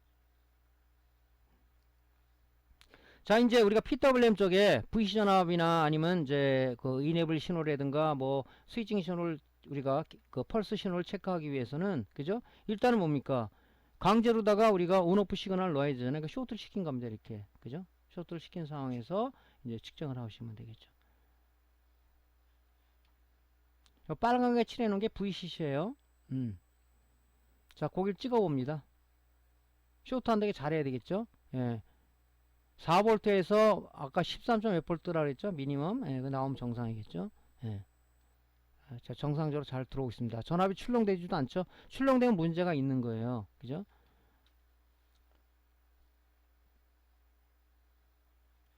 자, 요래서 우리가 VC 전압을 체크를 합니다. 예. 자, 인버터 이제 우리가 중요한 건 뭐냐면은 이제 전압까지 다 들어갔어요. 중요한 것은 PWM에서 이런 펄스 발진 신호가 제대로 나오고 있으며 이 신호를 FET 게이트에 걸어서 12V 대기하고 드레인이 대기하고 있던 것을 스위칭해서 이런 교리 형태의 파형이 왜곡됨 없이 정상적으로 나오는가를 체크하는 것도 중요하겠죠. 그래서 측정 파이트는 뭐냐면은 측정 파형은 이 FET PWM 쪽의 아웃풋 이쪽으로 VC가 들어가서 이네블 신호가 이렇게 들어가면 요 아웃풋 신호가 이렇게 나온다 그랬죠. 온타임과 오프타임 이런 어떤 그 듀티 사이클을 가지고 이 FET 게이트에다가 전달해 준단 말이죠. 그죠? 그러면 드레인의 대기는 껐다 켰다 해서 바르게 DC를 ACO로 만들어낸 교류평이 나온다. 그게 어디 가야지냐? 트랜스 1차 단에 가야지는 거예요. 이렇게. 그죠? 그러면 상호 인덕턴스에 의해서 변하는 신호를 갖다가 트랜스 1차 쪽에 걸어주다 보니까 상호 인덕턴스에서 2차 쪽에 유도기질 발생되더라. 그래서 여기 밸러시터 캐패시터를 타고 들어가서 이제 CCFL을 켜주게 되겠죠. 그죠? 요 측정 포인트 이겁니다. 근데 굳이 우리가 PWM 아웃풋 단자, 이 단자들이 간격이 좁잖아요. 좁은 게 넓은 게 있는데 지금 쓰는 BID3105는 그나마 넓어요. 그렇지 않은 것들은 좁습니다. 잘못됐다 쇼트 나니까 결론적으로 뭐냐, 우리가 거기다 댈 필요는 없는 거고, 여기 아웃풋은 어디? FD 게이트 연결되잖아요. FD 게이트를 찍어 보면 되는 겁니다. 그죠? 찍을 때 그 단자 찍지 말고 그 연결된 회로에서 찍어도 관계는 없어요. 그죠? 잘못한 쇼트가 나니까. 네. 그래서 측정 포인트는 딱 우리가 두 개라고 볼 수 있는데 결론적으로 이 트랜스까지 잘 넘어가는가를 봐야 되겠죠. 근데 결론적으로 뭐 큰 문제 없으면 넘어가겠죠. 이런 신호가. 그러니까 측정 포인트는 요거다. 자, PWM의 온오프 전압을 한번 측정을 해 보겠습니다. 제대로 이네블 신호가 넘어오는지 안 넘어오는지. 지금 여기서 보시면요, 여기 지금 EN이라 써놓은 게 이네블 단자예요. 이게 어디서 넘어오는 신호다? 이네블 온오프 신호는 AD보드 MCU로부터 연산된 신호가 온오프 스위칭, TR 스위칭 회로를 통해서 커넥터를 통해서 이쪽 립스보드로 넘어온다 그랬죠. 그죠? 예, 여기. 예. 그래서 지금 이 상태는 뭡니까? 이 상태는, 그죠? 전기를 넣지 않은 상황에서 체크를 해보는 거죠. 그죠? 전기 오프 상태에서, 온오프 버튼 오프 상태에서, 온오프 버튼 누르지 않았어요. 그럼 신호가, 그죠? MCU가 연산 안에가 안 넘어올 거 아니에요. 이는 0V 아무것도 안 나와요. 신호가 안 들어오니까 얘가 VC가 들어가도 얘는 동작을 안 한다. 그죠? 온오프가 들어오는지 체크를 해봐야 된단 말이죠. 그죠? 그쪽이 제대로 넘어오고 있는지 안 넘어오고 있는지. 그 안 넘어오고 있습니다. 자, 온 버튼을 눌렀어요. 눌렀더니 전압이 나오겠죠. 이네블 신호가 AD 보드로부터 넘어오고 있다는 얘기입니다. 그렇다면 뭡니까? 그렇다면 얘는 펄스 발전을 하겠죠. 이 상태에서 이네블, 야 펄스 발전 시작해라 하고 명령을 줬단 말이죠. 그죠? 그러니까 아까는 0V 있다가 전압이 나왔어요. 이게 5V가 들어가는 것도 있고 내부 회로에 따라서 뭐 1V 이상이 나오는 것도 있고 2점 몇 V가 다 틀려요. 그죠? 전압이 나온다는 자체는 뭡니까? 이네블 신호가 넘어오고 있다. 그죠? 그런 뜻입니다. 그죠? 예, 그런 뜻이에요. 그죠? 자, 그러면은 요렇게 이제 우리가 신호가 제대로 들어오는 걸 확인했어요. 그럼 뭡니까? 이제 파형을 측정해 봐야 돼. 파형을. 그죠? PWM 아웃풋 하고는 FET 게이트하고 같은 단자로 연결되어 있기 때문에 결혼 찍으면 같은 파형이 나온다. 그런 얘기죠. 전원을 인가한 상황에서 파워 버튼을 온하고 요 FET 게이트를 찍어보면요. 게이트를 찍어보면 PWM에서 온 아웃풋, PWM 아웃풋 단자에서 온 요 신호가, 그죠? 여기 이렇게 온타임과 오프타임이 자리를 찍히고 있죠. 그죠? 물론 여러분들이 지금 뭐 탁상형 오실로스코프 갖고 있다면 파형 같이 나올 거예요. 근데 핸드형 오실로스코프도 찍어도 나옵니다. 사실은 우리가 오실로스코프는 뭐 파형, 전압을 보기 위한 게 아니라 이런 파형이 제대로 나오고 있는지를 보는 거지, 그거 전압 테스트를 안 해요, 잘. 전압은 테스트를 하면 더 편하지, 뭐 오실로스코프로 가가지고 뭘 이렇게 합니까? 안 하죠. 단지 우리가 하는 것은 레귤레이터 단에서 그죠? 찍었을 때 직류가 나오겠죠. 뭐 LM111지 3.3이다 그러면 5V 들어가 3.3V가 나오는데 아웃풋을 찍으니까 파형이, 그죠? 파형이 그럴 때도 오실로스코프를 써요. XY 좌표상에서 요렇게 나와야 되는데 찍으니까 리플이 이렇게 나오더라, 이게. 그죠? 그때 우리가 또 오실로스코프를 쓴단 말이죠. 아, 요거 레귤레이터 쪽에 진행성 불량 아니야? 앞뒷단에 콘덴서 문제 아니야? 하고 우리가 그걸 또 정전 용량이라든가 캐패시터를 갈아보죠. 그때도 쓴단 말이죠. 근데 대부분이 뭐냐면 이런 발진 스위칭 회로 쪽에 이런 파형이 왜곡됐는지, 지금 5V가 정상적으로 스위칭 레귤레이터에서 나오겠다, 2번 단자에서 5단자든 8단자든. 근데 파형이 이렇게 나오지 않고 이렇게 됐다가 요만큼 나왔다가 뭐 이게 이렇게 흔들렸다가 나온다. 이거는 불안정하다. 그죠? 스위칭 지금 제대로 안 되고 있는 거잖아요. 여기서 그죠? 그 PWM 아웃풋에서 펄스 발진을 제대로 온타임과 오프타임의 듀티 사이클을 제대로 못 주고 있다는 하나의 반증이 되기도 하죠. 그래서 오실로스코프에서 제대로 이런 파형이 정상적으로 나오는지 왜곡되는지 나와서 얘 불량 여부를 판단하는 거죠. 그래서 이 파형 발진 소자들은, 발진 스위칭하는 소자들은 전부 다 파형 측정을 해봐야 된다는 얘기죠.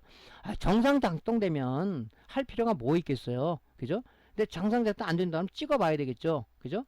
근데 여러분들은 공부 차원에서 지금 입문하시는 분들이니까 정상, 제일 중요한 게 뭐냐면 정상 작동되는 이런 립스보드를 자꾸 측정을 해봐야 돼요. 그래야 여러분들이 정상 작동되는 그 파형이나 전압들이 머릿속에 빅데이터로 남는다. 그게 중요하잖아요. 고장난 것 갖고 해야 오데이터가 여러분들 머릿속에 빅데이터로 저장된다면 비교 분석을 할 수가 없다는 거죠. 그죠?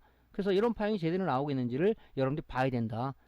물론 여러분들이 이게 싫다 그러면 그냥 PWM의 아웃풋 단자 측정하세요. 근데 뭐 같이 얘하고 얘는 이거로 같은 내용이다 이거죠. 게이트 결론도 주니까. 그죠? 그래서 여러분들이 이제 그렇게 측정하시면 되겠죠. PWM 파형이 제대로 나오는지, 제대로 온오프 신호가 제대로 아직 들어가고 있습니다. 그죠? 근데 뭐 사실 오실로스코프에서 핸드용 오실로스코프는 탁상의 비싼 값에 비해서 좀 떨어지겠죠. 그죠? 뭐 여기 뭐 이게 리플 같은 게 나오는데 이거는 뭐 이렇게 조정을 좀 해서 타임 베이스를 조정한다든가 아니면 전압 레벨을 좀 조정한다든가 해서 여러분들이 좀 보시면 되겠지만 뭐 정상이라고 봐야 되겠죠. 그죠? 예? 예. 자, 그러니까 키포인트는 뭐냐? 그죠? PWM 아웃풋에서 재는 것도 좋고, 그죠? FET 게이트에서 재는 것도 좋다. 그죠? 그래서 측정할 때 포인트는 단자하고 직접 거기다 연결해서 하지 말고 요 단자 연결된 회로에서 찍는 것이 중요하다. 저 같은 경우는 그냥 갖다 놓고 찍는데 저는 숙달이 됐기 때문에. 근데 이제 초보자는 숙달이 안 됐잖아요. 그건 잘못하면 여기 핀과 핀 사이에 프로브 핀이 닿으면서 쇼트가 된단 말이죠. 그죠? 그러면 여러분들이 또 요거만 나가면 괜찮은데 다른 까지 나간다 그러면은 결론적으로 초보자는 또 우왕좌왕할 수가 있습니다. 그러니까 요 회로와 연결된 그 단자에서 그 찾는 거는 요 단자하고 연결된 게 어디냐 그러면 여러분들이 부자 모드로 놓고 테스터기 찍으면 거기 나오잖아요. 거기가 연결된 회로에 거기다 놓고 찍으면 된다는 얘기죠. 배선도 여기다 연결하는 게 아니라 그죠? 여기다 연결하면 옆에 핀이 납이 붙어버릴 수가 있단 말이죠. 요 회로 연결된 어느 여기 저항이라든가 여기다가 붙여도 되죠. 그죠? 꼭 여기다가 하려고 하는 그 융통성 없는 생각은 좀 버리시는 게 좋죠. 그죠? 요 단자와 연결된 회로가 어디냐? 디지털 테스터의 부자 모드로 놓든가 다이오드 모드로 놓고 그죠? 재 가지고 여러분들이 갈 수가 있잖아요. 예, 그렇게 측정하기를 권장을 좀 드립니다. 그죠? 네. 예, 하다 보면 요령이 생기는데 입문자분들은 1 더하기는 2밖에 모르시는 것 같아요. 그죠? 1 더하기 1은 2가 되겠죠. 하지만 응용을 한다면 3도 될 수 있게끔 여러분들이 응용을 해야 되는데 그걸 잘 못하시는 것 같습니다. 하다 보면 뭐 되겠죠. 뭐 처음부터 뭐 잘하는 사람이 어디 있겠습니까? 그죠? 근데 이런 이제 이론 강의를 듣고 하다 보면 나중에 여러분들이 저를 가르치는 그런 입장도 되지 않겠냐 하는 생각을 합니다. 왜냐면 저희 공식 카페도 보고 상당히 실력이 올라가서 진짜 나중에 저 사람한테 배워야 되지 않을까 그런 사람들도 많이 있으시더라고요. 예. 숨은 실력자들이 많습니다. 저희 공식 카페 한번 이 강의 듣는 사람 들어와 보십시오. 그러면 상당히 토론도 활발히 하시고 그러는 것 같아요. 예. 자, 그 다음에 이제 드레인 스위칭 파형, 그죠? 드레인도 뭡니까? FET라는 것은 게이트에 어떤 신호를 두지 않으면은 드레인에 대기하고 있던, 소스에 대기하고 있다 하는 것이 어떤 그 스위칭이 안 된다. 그죠? 그죠? 게이트에 시동가 안 들어오면 부도체 상태에 있는 거예요. 하지만 어떤 게이트에 어떤 신호를 줬을 때 결론적으로 뭐냐? 그죠? 소스에서 드레인을 흐르든가 드레인 소스가 흐르는 하나의 도체 형태가 된다. 그러니까 게이트에 어떤 이런 조금 전에 게이트에서 그 PW 아웃풋에서 어떤 신호를 준다 그랬죠? 바로 이런 온오프 이런 신호를 준다 그랬죠? 요 온타임, 오프타임 이것이 어디로 들어가요? FET 게이트로 들어갑니다.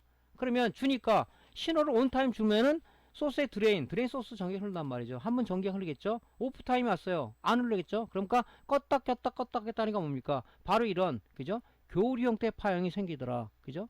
이 신호는 뭐예요? 비록 DC를 갖다가 FET 걸어줬지만 껐다 켰다 하니까 바로 DC가 AC 형태 신호로 교류 형태 신호로 바뀌더라. 이 바뀌는 왜 이렇게 바뀐다 그랬죠? 스위칭 모드로 쓰는 게 우리가 스위칭 모드로 쓰죠. 전부 다 요즘은 전자 제품에는 그죠? 옛날에 리니어 방식 쓸 때는 그죠? 정류율이 떨어지고 그죠? 높은 전기를 생산할 수가 없었어요. 이렇게 스위칭 방식을 쓰다 보니까 그죠? 승합도 하고 강합도 할 수 있더라. 그러면서 전류를 갖다 높일 수가 있는 이런 것 때문에 스위칭 방식을 쓰는 거, 스위칭 모드를 쓰는 거죠. 그죠? 리니어 방식은 뭡니까? 리니어 방식은 그런 방식이 아니잖아요. 그죠? 그래서 이런 스위칭 모드로 바꿔서 DC를 AC 형태를 바꿨어요. 바꾼 이유는 뭡니까? 그죠? 여러 가지 이유가 있겠지만은 트랜스 일자 측에 그죠? 트랜스에다 걸어주기 위해서는 그죠? 어떤 경우든가 이거를 AC 형태, 이 교류 형태의 파형으로 바꿔줘야 돼요. 그래야지 트랜스 1차 쪽에 들어갔을 때는 트랜스라는 소자는 상호 인덕턴스를 이용하는 소자인데 교류 형태 신호를 1차 쪽에 걸어줘야 된다. 교류 형태 신호를. 그것이 트랜스의 소자의 그 작동 원리죠. 예.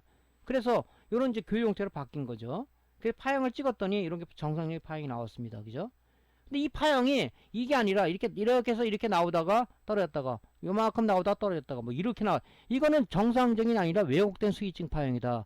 이런 것들을 트랜스 1차적인 넣을 때는 뭡니까? 전압이 오르락 내리락이죠. 이런 파형을 봤을 때 교류 신호가 이렇게 갔다 이렇게 트랜스 2차적으로 치면 그렇게 될 거 아닙니까? 그러면 결론적으로 뭐예요? CCFL이 그죠? 제대로 작동되겠습니까? 안 되겠죠? 그죠? 그래서 요렇게 이제 그 작동을 여기서 이렇게 한다 하는 내용을 여러분들이 알아봐야 돼. 그러니까 조금 전에 말씀드렸지만은 발진 스위칭 소자들은 전부 다 뭐냐? 파형을 찍어봐야 된다. 정상 작동되지 않았을 경우, 정상 작동되는 경우를 찍을 필요는 없다. 초보자든 공부 차원에서 찍을 필요는 있겠죠. 자기만의 데이터를 만들기 위해서. 하지만 정상 작동 안 된다 그러면 반드시 파형을 찍어 봐야 돼요. 그죠? 우리가 스위칭 레귤레이터도 마찬가지고, 그죠? 조금 전에 말씀드린 뭐 레귤레이터 쪽에서 3.3V가 안 나오고, LM117 3.3인데 뭐 3.0V가 나온다. 그러면은 우리가 OC로 찍어서 리플이 나오는지 안 나오는지를 판정을 해야 되고, 그런 작업들을 이제 해줘야 되겠죠. 예. 자, 그 다음에 이제 뭐 FET 이 드레인하고 그죠? 어디와 연결되어 있어요? 트랜스 1차 단하고 연결되어 있겠죠? SMPS 쪽도 마찬가지고요. 그럼 결론적으로 걔도 마찬가지로 이쪽으로 파형이 들어올 거란 말이죠. 찍으면 같은 파형이 나오죠. 그죠? 이렇게 이런 교류 형태의 파형이 나오겠죠. 그래서 여러분들이 이제 그 PWM 아웃풋하고 FET 게이트하고 연결되어 있고 FET 드레인하고 트랜스 1차 단하고 연결되어 있다. 이렇게 생각하시고 측정하시면 될 겁니다. 자, 그러면 이제 우리 FET에 하고 PWM의 펄스 스위칭 파형을 우리가 동영상으로 한번 리뷰를 한번 해보겠습니다. 자, 이네블 신호 오프 상태예요. 안 나오죠. 자, 립스보드에서 강제 신호를 줬습니다. 예, 나오죠. 이네블 들어갔어요. 이제 PWM 동작을 하겠죠. 연락의 일을 한단 말이죠. 자, 그 다음에 이제 우리가 뭡니까? 우리가 그 온 상태에서, 그죠? 온 상태에서 게이트 파형을 재니까 온오프 신호가 제대로 들어오고 있습니다. 그죠? 이쪽도 온오프 신호 제대로 들어오고 있죠. 자, PWM에서 게이트 쪽으로, 그죠? 온오프, 그죠? 펄스 신호를 줬어요. 그럼 뭡니까? 드레인에 대기하고 있던, 그죠? 12V를 스위칭해서 바로 이게 교류 형태 파형으로 변환을 시킨 겁니다. 왜? 트랜스 1차 단에 변화하는 신호를 주기 위해서. 자, 트랜스 마찬가지죠. 트랜스 제니까 마찬가지 이 신호가 연결돼서 들어가는 거잖아요. 그죠? 이쪽으로 1차 단으로. 예. 자, 이래서 이제 우리가 파형을 오실로스코프를 갖고 측정할 수가 있다. 그래서 여러분들 요 핸드 오실로스코프 사용 방법은 유튜브에 올려놨는데, 요런 이제 파형 측정할 때는, 그래서 이제 저는 작업 다이가 두 개예요. 안에 하나 있고 바깥에 하나 있는데, 바깥에서 이제 간단한 거 소비자 오면은 우리가 이제 간단한 거는 이 파형을 찍어서 보여드리기도 해요. 왜냐면 소비자들은 이게 보여주는 것을 많이 원합니다. 예, 그거 뭐 고장인데 그러면은 글쎄 왜 그런지 몰라도 뭐 의심을 가시는 그런 분들도 계시더라고요. 그래서 간단한 것들은 어디 고장이 눈에 보인다 그러면 뭐 파형을 찍어서 본다든가 그러면은 큰 오시로스코 탁상용을 바깥으로 들고 가기가 그렇잖아요. 그래서 이런 거 있으면은 요거 갖고 측정해서 보여드리면은 소비자는 굉장히 그 신뢰를 갖죠. 그래서도 이런 것들은 뭐 비싸지도 않습니다. 10만원 미만대니까 입문하시는 분들은 요거 가지고 많은 연습을 해서 요거 가지고 파형을 찍어도 관계는 없습니다. 이거 가지고 전압을 측정하지는 마세요. 예? 난 오실로스코프는 전압 측정을 하지 말라고 얘기를 합니다. 파형을 보고 전압은 디지털 테스터기가 왔다죠. 예? 디지털 테스터기로 전압 측정하고 요거는 이제 우리가 발진하는 파형이라든가 스위칭하는 그런 파형을 보기 위해서 이런 걸 쓰니까 이거는 파형 보는 장비로다가 쓰면 좋죠. 사실 테스터기에 그 테스터기가 이렇게 이 파형까지 같이 되는 복합된 장비가 있다고는 하는데 가격이 얼마인지는 모르겠습니다. 그런 거 하나 있으면 또 좋겠죠. 예. 자, 이렇게 측정하시면 되겠습니다. 자, 이제 승합회로죠. 승합회로는 좀 전에 말씀드렸어요. 승합회로는 뭡니까? 자, 스위칭 돼서 아웃 파형이 나왔단 말이에요. 교육용 때 파형이 나왔어요. 그러면 FET, 그죠? 드레인에 나온 스위칭 파형을 갖다 뭡니까? 변화하는 신호를 트랜스 1차 측에 걸어서 상호 인덕턴스에서 우리가 유도 기전력을 갖다가 승합을 한다. 그래서 이제 뭡니까? 그 CCF를 켜주게 되겠죠. 자, 그럼 승합회로가 이 부분이죠. 이 부분. 자, 스위칭을 했어요. 지금 스위칭을 여기서 PWM과 FET가 공제해서 스위칭 프로세스에 의해서 즉 DC를 AC 형태로 만들어줬단 말이죠. 그죠? 이 만들어준 것은 결론적으로 백라이트를 점등하기 위해서 그렇다. CCFL이라는 형광등 방식의 그죠? CCFL을 켜주기 위해서 지금 승합 단계를 이쪽으로 넘겨주기 위해서 승합을 하기 위해서 이 트랜스를 넘겨주기 위해서 얘가 필요했다. 넘겨주면 여기서 승합을 해서 이쪽에 코일이 많이 감겨져 있습니다. 예, 이렇게 켜주기 위한 거죠. 자, 그러면 승합회로라는 게 뭔지를 한번 정의를 한번 하고 넘어가겠습니다. 인버터 승합회로는 PWM과 FET로 이루어진 스위칭 회로의 스위칭 프로세서에 의해 AC화된 신호를 트랜스 1차 측으로 공급하면 트랜스 상호 인덕턴스에 의해 2차 측에 승합된 유도 기전력이 발생되며 승합된 교류 전기를 CCFL 커넥터를 통해 CCFL 백라이트로 공급하기 위한 회로이다. 승합회로 중심 소자는 트랜스이다. 자, 이 트랜스가 상당히 그 중요한 역할을 하는 거죠. 물론 여기서 이 스위칭이라도 중요하지 않은 게 아니에요. 굉장히 중요하죠. 근데 이 지금 여기 있는 이 고주파 트랜스라는 말을 많이 쓰는데 어떤 사람은 이제 인버터 트랜스라는 얘기 있어요. 인버터에 달려있는 트랜스니까 이런 것도 다 고주파 트랜스죠. 예. 자, 그러면은 이 트랜스는 두 개가 있는데 보통 두 개가 다 나가진 않아요. 그죠? 보통 뭐 어떤 분량이 많냐면 여기가 1차 측이잖아요. 그죠? FET와 가까운 요게 1차 측이에요. 이게 다 반으로 나눴을 때 이 커넥터 있는 쪽이 이게 2차 측이란 말이죠. 이게 2차예요. 이게 2차. 그죠? 2차 측에 그 코일 단선들이 많이 납니다. 그죠? 그 이쪽은 정상이잖아요. 그럼 이쪽 켜져야 되지 않습니까? 근데 이쪽은 단선이 됐어요. 그러면 뭡니까? 피드백 회로라는 게 있죠. SMP에서 피드백 회로가 있죠. 2차 측에 출력 전압 변동을 감지해서 그죠? 어떤 출력 전압의 안정화를 기하는데 한쪽이 많이 끊어졌다 그러면 전류의 변화가 생기지 않습니까? 이것도 2차 측이잖아요. 그렇다면 피드백이 동작돼서 일단 프로텍션이 걸립니다. 그렇게 되면 뭡니까? 얘가 펄스 발진을 멈추겠죠. 그렇기 때문에 형광이 꺼져버린단 말이죠. 그래서 보통 2차 측에 그 단선이 많습니다. 단선이. 그래서 두 개 중에 하나, FD 두 개 중에 두 개가 다 나가는 경우가 없고 거의 하나가 많이 나가는 편이죠, 이게. 예, 그래서 여러분들이 이제 그런 부분들을 또 양부 측정할 수 있어야 되겠다 하는 거죠. 그러니까 결론적으로 스위칭된 신호는, 그죠? 스위칭된 신호는, 요쪽에서 온 신호는 이쪽에 드레인하고 이렇게 연결되어 있다고 그랬죠? 이쪽으로다가 교류 신호가 가해지는 거죠. 그러면 상호 인덕턴스에서 2차 측에 코일이 지금 여기 보면 자꾸 많죠? 여기에 승합된 교류 전기가, AC 전기가 나온다. 그죠? 승합된 거. 그죠? 여기서 쓰는 것은 뭡니까? 이 승합 트랜스죠. 강합 트랜스가 아니죠. 승합 트랜스. 승합 트랜스에 의해서 여기 이제 이 CCFL을 이 밸런스 캐퍼시터를 통해서 전달되게 되어 있죠. 여기 양쪽에 병렬로 연결돼 있죠. 예, 그래서 이렇게 해서 연결됩니다. 그죠? 그래서 점등이 되는 거죠. 그죠? 자, 그래서 지금 뭐 트랜스는 사실은 이게 단선 여부만 체크하지, 그죠? 이거를 우리가 어떤 그 정확하게 측정하는 것은 사실은 어렵습니다. 근데 보통 단선 형태가 많이 되다 보니까, 그죠? 그래서 이제 우리가 코일은 뭐라 그랬습니까? 그죠? 유도 능력, 인덕턴스라는 게 있다고 그랬죠? 유도 능력. 헨리 값으로 표시가 되는데, 그래서 테스트하기는 힘들고, LCR 메타를 통해서 이 코일의 인덕턴스 값 측정해서 불량 판정도 할 수가 있습니다. 근데 그렇게는 사실 잘 안 하죠. 보통 단선되니까 그냥 테스터기를 재가지고 저항 모듈 에서 측정을 해서 저항값이 얼만큼 차이 나느냐, 단선되느냐, 단선이 안 됐다면 저항값이 얼마 타느냐, 그럼 저항값이 뭐 100옴 이상이 차이 난다 그러면 한쪽이 프로텍션이 걸려버리니까 그걸 교체한다. 근데 교체를 안 하죠. 이 트랜스를 초보자분들은 이 교체할 때 모양이 비슷하다 아무나 막 갈아요. 그건 참 잘 위험한 생각이죠. 왜?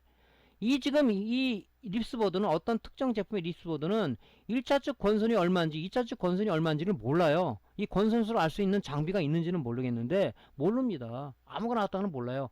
똑같은 제품이라면, 그죠? 립스보드 똑같은 제품이라면 관계가 없는데 비슷하다 아무나 갈면 안 되겠죠. 그죠? 이 권선수를 모른단 말이죠. 그래서 이제 뭐 특정 뭐 S사 제품이라든가 L사 제품 같은 경우는 뭐 보통 그런 모델은 이렇게 트랜스가 나와요. 나오면 그 모델을 갈 수가 있지만, 잘 모르는 모델인데 뭐 매장에 굴러다니는 뭐 립스보드인데 모양이 같다 해서 갈면 안 된다는 얘기죠. 왜냐면 상호 인덕턴스에서 2차 측에 유도기를 발생되다 보니까 이게 권선수가 권선비에 비례하다 보니까 어떤 권선이 감겨져 있는지 몇 회 감겨져 있는지를 알 수 있는 방법이 없단 말이죠. 그죠? 그래서 아무거나 갈면 안 된다. 그러니까 뭡니까? 트랜스가 나갔다는 갈지 않고 이거를 빗질한 상황에 다 제거한 상황에서 여기다가 인버터를 얹어서 우리가 개조 작업을 한다. 그죠? 네. 그거를 뒤에 좀 말씀을 좀 더 드릴게요. 자, 요런 이제 개념적인 이론을 좀 먼저 아시는 게 중요하다. 네. 자, 트랜스 양부 판별법은 우리가 어떻게 하냐면, 우리가 우선 2차 측의 그 단선 여부를, 그죠? 측정을 보통 해요. 그래서, 조금 전에 말씀드렸지만 트랜스 2개 중에서 하나가 좀 많이 나가는데 보통 2차 측에 불량이 많다. 그죠? 그래서 저항 모드로 측정했을 때, 그죠? 100옴 이상 차이 날 경우죠. 차이 날 경우는 저항이 작용적 트랜스는 점검이 되고, 이 저항 값이 또 높은 값이 뭡니까? 그죠? 프로텍션이 걸리게 되겠죠. 그러면 피드백이 동작돼서 PW에 중지하니까, 발진 정지하니까 램프는 꺼지겠죠. 그죠? 근데 정확한 방법은 이제 우리가 인덕턴스 값을 측정한다. 그죠? 이 코일의 양단을 우리가 LCR 메타 L 모드로 놓고 쟀을 때 이걸 비교를 해서 측정할 수 있지만은, 근데 사실 그렇게까지는 작업을 하는 사람이 있는지 모르겠습니다. 공부 차원에서는 하지만 보통 2차 측을 재서, 그죠? 어떤 단선 여부, 저항 모드로 해서 얼마만하게 절연 저항 측정을 해서 차이가 나느냐, 그걸 비교를 한 상황에서 우리가 하겠죠. 근데 보통 이거를 갖다 교체를 하지는 않아요. 트랜스가 나가면 개조를 하지. 그죠? 시간적으로도 많이 들고, 조금 전에 말씀드렸지만은 이게 권선수가 1차 권선이 몇 회 감고 2차 권선이 몇 회 간 건지 여러분들 알겠습니까? 뜯어가지고 이걸 판단한다? 불가능하죠. 예. 그러니까 그냥 개조 작업을 합니다. 개조 작업. 그 개조 작업을 하는 것이 정신 건강에 좋다 하나 말씀드려요. 이거 뭐 트랜스 갈고 뭐 어쩌고 저쩌고, 그죠? 이런 건 갈아도 되죠. FET라든가 PWM 이거 소자들이 많이 나오니까 갈면 되지만, 이거 가지고 여기서 시간을 소비한다는 것은 우리가, 그죠? 정신건강에 좋지 않습니다. 그러니까 그냥 개조하는 것이 좋다. 예, 뒤에 개조하는 방법을 상세하게 좀 설명을 드리겠습니다. 나중에. 자, 공부 차원에서는 한번 인덕턴스 좀 재보세요. LCR 메타, 핸디형 LCR 메타는 비싸지 않으니까 요걸로 측정을 했을 때 얼마간의 차이가 나는가, 그죠? 그걸 다 여러분들한테 여러분 스스로가 그죠? 양부 측정할 수 있는 빅데이터를 만들 수가 있지 않습니까? 예, 그렇게 하셔도 괜찮을 것 같습니다. 자, 트랜스라는 것은 조금 전에 말씀드렸죠. 뭐 한 내기인데 그죠? 지금 1차 측은 권선이 작아요. 왜냐면 인버터 쪽은 뭡니까? 승합의 개념이지 강압의 개념은 아니다. CC압에 작동돼서 초기에 15,000V를 튀겨줘야 되다 보니까 그죠? 권선비 비례하잖아요. 그죠? 그러니까 2차 측 이게 2차 딱 보더라도 코일이 많이 강해. 이게 2차 측이구나. 코일이 좀 강해. 이 1차 측이구나. 왜? 강압의 승합의 개념이다 보니까 아 권선비에 비례하지. 그죠? 그래서 2차 측은 많이 관계져 있습니다. 여기다 변화하는 규리션을 줬을 때 상호 인덕턴스에서 2차 측에 유도 기절력이 발생되는데 권선이 많이 관계져 있으니까 전압도 많이 나오겠죠. 그죠? 이게 상호 인덕턴스다. 또는 상호 유도라는 얘기도 많이 쓰고요. 정상적인 뭐 어떤 용어는 상호 인덕턴스라는 얘기가 맞겠죠. 그죠? 인덕턴스는 유도 능력이다 보니까 인덕턴스라는 얘기가 맞겠죠. 예. 그래서 2차 측에 VT 전압이 나온다. 부유한 전압을 걸어주게 되면 인덕턴스에 의해서 2차 측에 VT 전압이 나온다. 이렇게 보면 되는데 요 2차 측에 단선이 좀 많이 나는 편이다 하는 것을 조금 전에 말씀드렸죠. 네. 자, 그래서 이제 재보는 거죠. 이렇게 재보는 거예요. 그래서 이게 쟀을 때 그죠? 100옴 차이가 나느냐 안 나느냐 그죠? 그걸 판정해서 우리가 이게 측정하시면 됩니다. 2차 측이죠. 2차 측은 단자가 두 개가 나와 있죠. 여기 CCFL 커넥터로 넘어가는 단자죠. 여기 양단을 저항 모드로 놓고 쟀을 때 하나가 두 개가 있죠. 예, 이렇게 그거 쟀을 때 얼마 만에 차이가 나느냐 오함이 그죠? 0.661kΩ이 나왔네요. 그죠? 그럼 딴 쪽에 쟀을 때 그가 뭐 0.500kg가 나왔다 그러면 그쪽이 문제가 되겠죠. 그죠? 그래서 그런 식으로 이제 측정을 해서 여러분들이 하시면 됩니다. 그죠? 자, 한번 우리가 그 트랜스 양부 판별법을 한번 실제로 동영상으로 리뷰를 한번 해보겠습니다. 자, 저항 모드를 놓고요. 자, 여기 1차 단위, 이거는 조금 전에 아까 말씀드렸지만은, 여기 지금 밸런스 캐피시터가 세라믹 형태로 되어 있는 게 칩 콘덴서로 되어 있는 게 있어요. 칩형 콘덴서 되어 있죠? 요런 것도 있습니다. 이렇게 없는 것도 있어요. 이걸 생략해버린 것도 있어요. 근데 이걸 왜 생략했는지는 모르겠습니다. 그죠? 요즘 나오는 것들은 생략된 게 많더라고요. 있는 게 좀 좋겠죠. 왜? 밸런스 캐피시터는 전류의 어떤 양을 조절하는 역할을 하기 때문에 있는 게 좋겠죠. 그죠? 요거는 지금 칩 컨덴서로 되어 있네요. 자, 1차 단 한번 재봅니다. 프로텍션이 걸려서 한번 재보는 거예요. 아니, 지금 정상적인 거니까, 예, 재보는 겁니다. 이게 지금 산화가 되다 보니까 접촉 불량이 나죠. 예, 831kg, 이쪽이 831kg가 나왔습니다. 이게 고장났다고 가정하고 한번 재보는 거예요. 자, 이쪽을 또 한쪽을 재봤어요. 아까 831이 나왔죠? 저항 차이가 좀 나는데 100옴 차이가 안 나죠? 816이네요. 얘는 양품입니다. 그죠? 얘는 지금 통합된 트랜스가 하나로 되어 있죠? 네, 하나로 되어 있는 거예요. 그죠? 그러니까 여기가 2차단, 여기가 2차단, 여기가 1차단이죠. 코일 쫑광이 두 개 보이죠? 자, 맨 끝에 단 2차단을 재봤습니다. 554kg.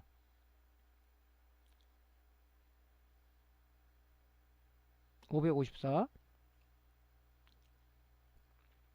또 반대쪽 변을 한번 2차 측을 재보는 거죠. 500 아까 54인데 53이죠. 아, 상당히 지극히 정상이죠. 예. 이렇게 이제 우리가 측정해서 얼마만큼 차이가 나느냐, 그죠? 그래서 이제 그 프로텍션이 걸리고 안 하고 한다, 그죠? 뭐 여기도 재보는 거죠. 실장 상태에서 지금 탈거죠. 예. 1.370kΩ이 나왔습니다. 실장 상태에서 해도 괜찮아요. 정상이죠. 예, 100옴 차이가 안 나죠. 예. 그래서 이렇게 정상이라고 우리가 판정을 하시면 됩니다. 프로텍션이 걸리면은 물론 뭐 우리가 FET나 그죠? FET를 많이 우리가 나간다니까 측정해보고 그게 정상이라면 트랜스 쪽에 재가지고 100옴 이상 차이 나는지 안 나는지를 보고 우리가 양품이다 아니다 해가지고 만약에 트랜스 쪽 불량이다 하면 걷어내버리시고 그냥 개조를 하십시오. 예? 그게 정신건강에 좋겠죠. 자, 이거는 이제 정유회로 쪽은 뭐냐면요. 요거는 이제 우리가 지금 현재까지는 뭡니까? 백라이트를 켜는 방식이 두 가지가 있다. 하나는 형광등 방식의 교류 전기, CCFL에 교류 전기를 공급해주는 파워 서플라이가 인버터라고 얘기했고, 근데 LED 백라이트를 켜기 위해서는 직류를 공급해줘야 되는데, 그게 이제 정류회로예요, 이게. 예. 그 LED 백라이트를 켜기 위한 우리가 파워 서플라이가 뭐라고 그랬습니까? 드라이버다, 드라이버. 또는 컨버터라고 얘기한다. 거기에 대해서는 우리가 다음 시간에 강좌를 좀 이어가도록 하겠습니다. 자, 오늘 강의도 도움되었으면요, 구독, 클릭, 좋아요 눌러주시고요. 다음 시간에 다시 뵙겠습니다. 감사합니다.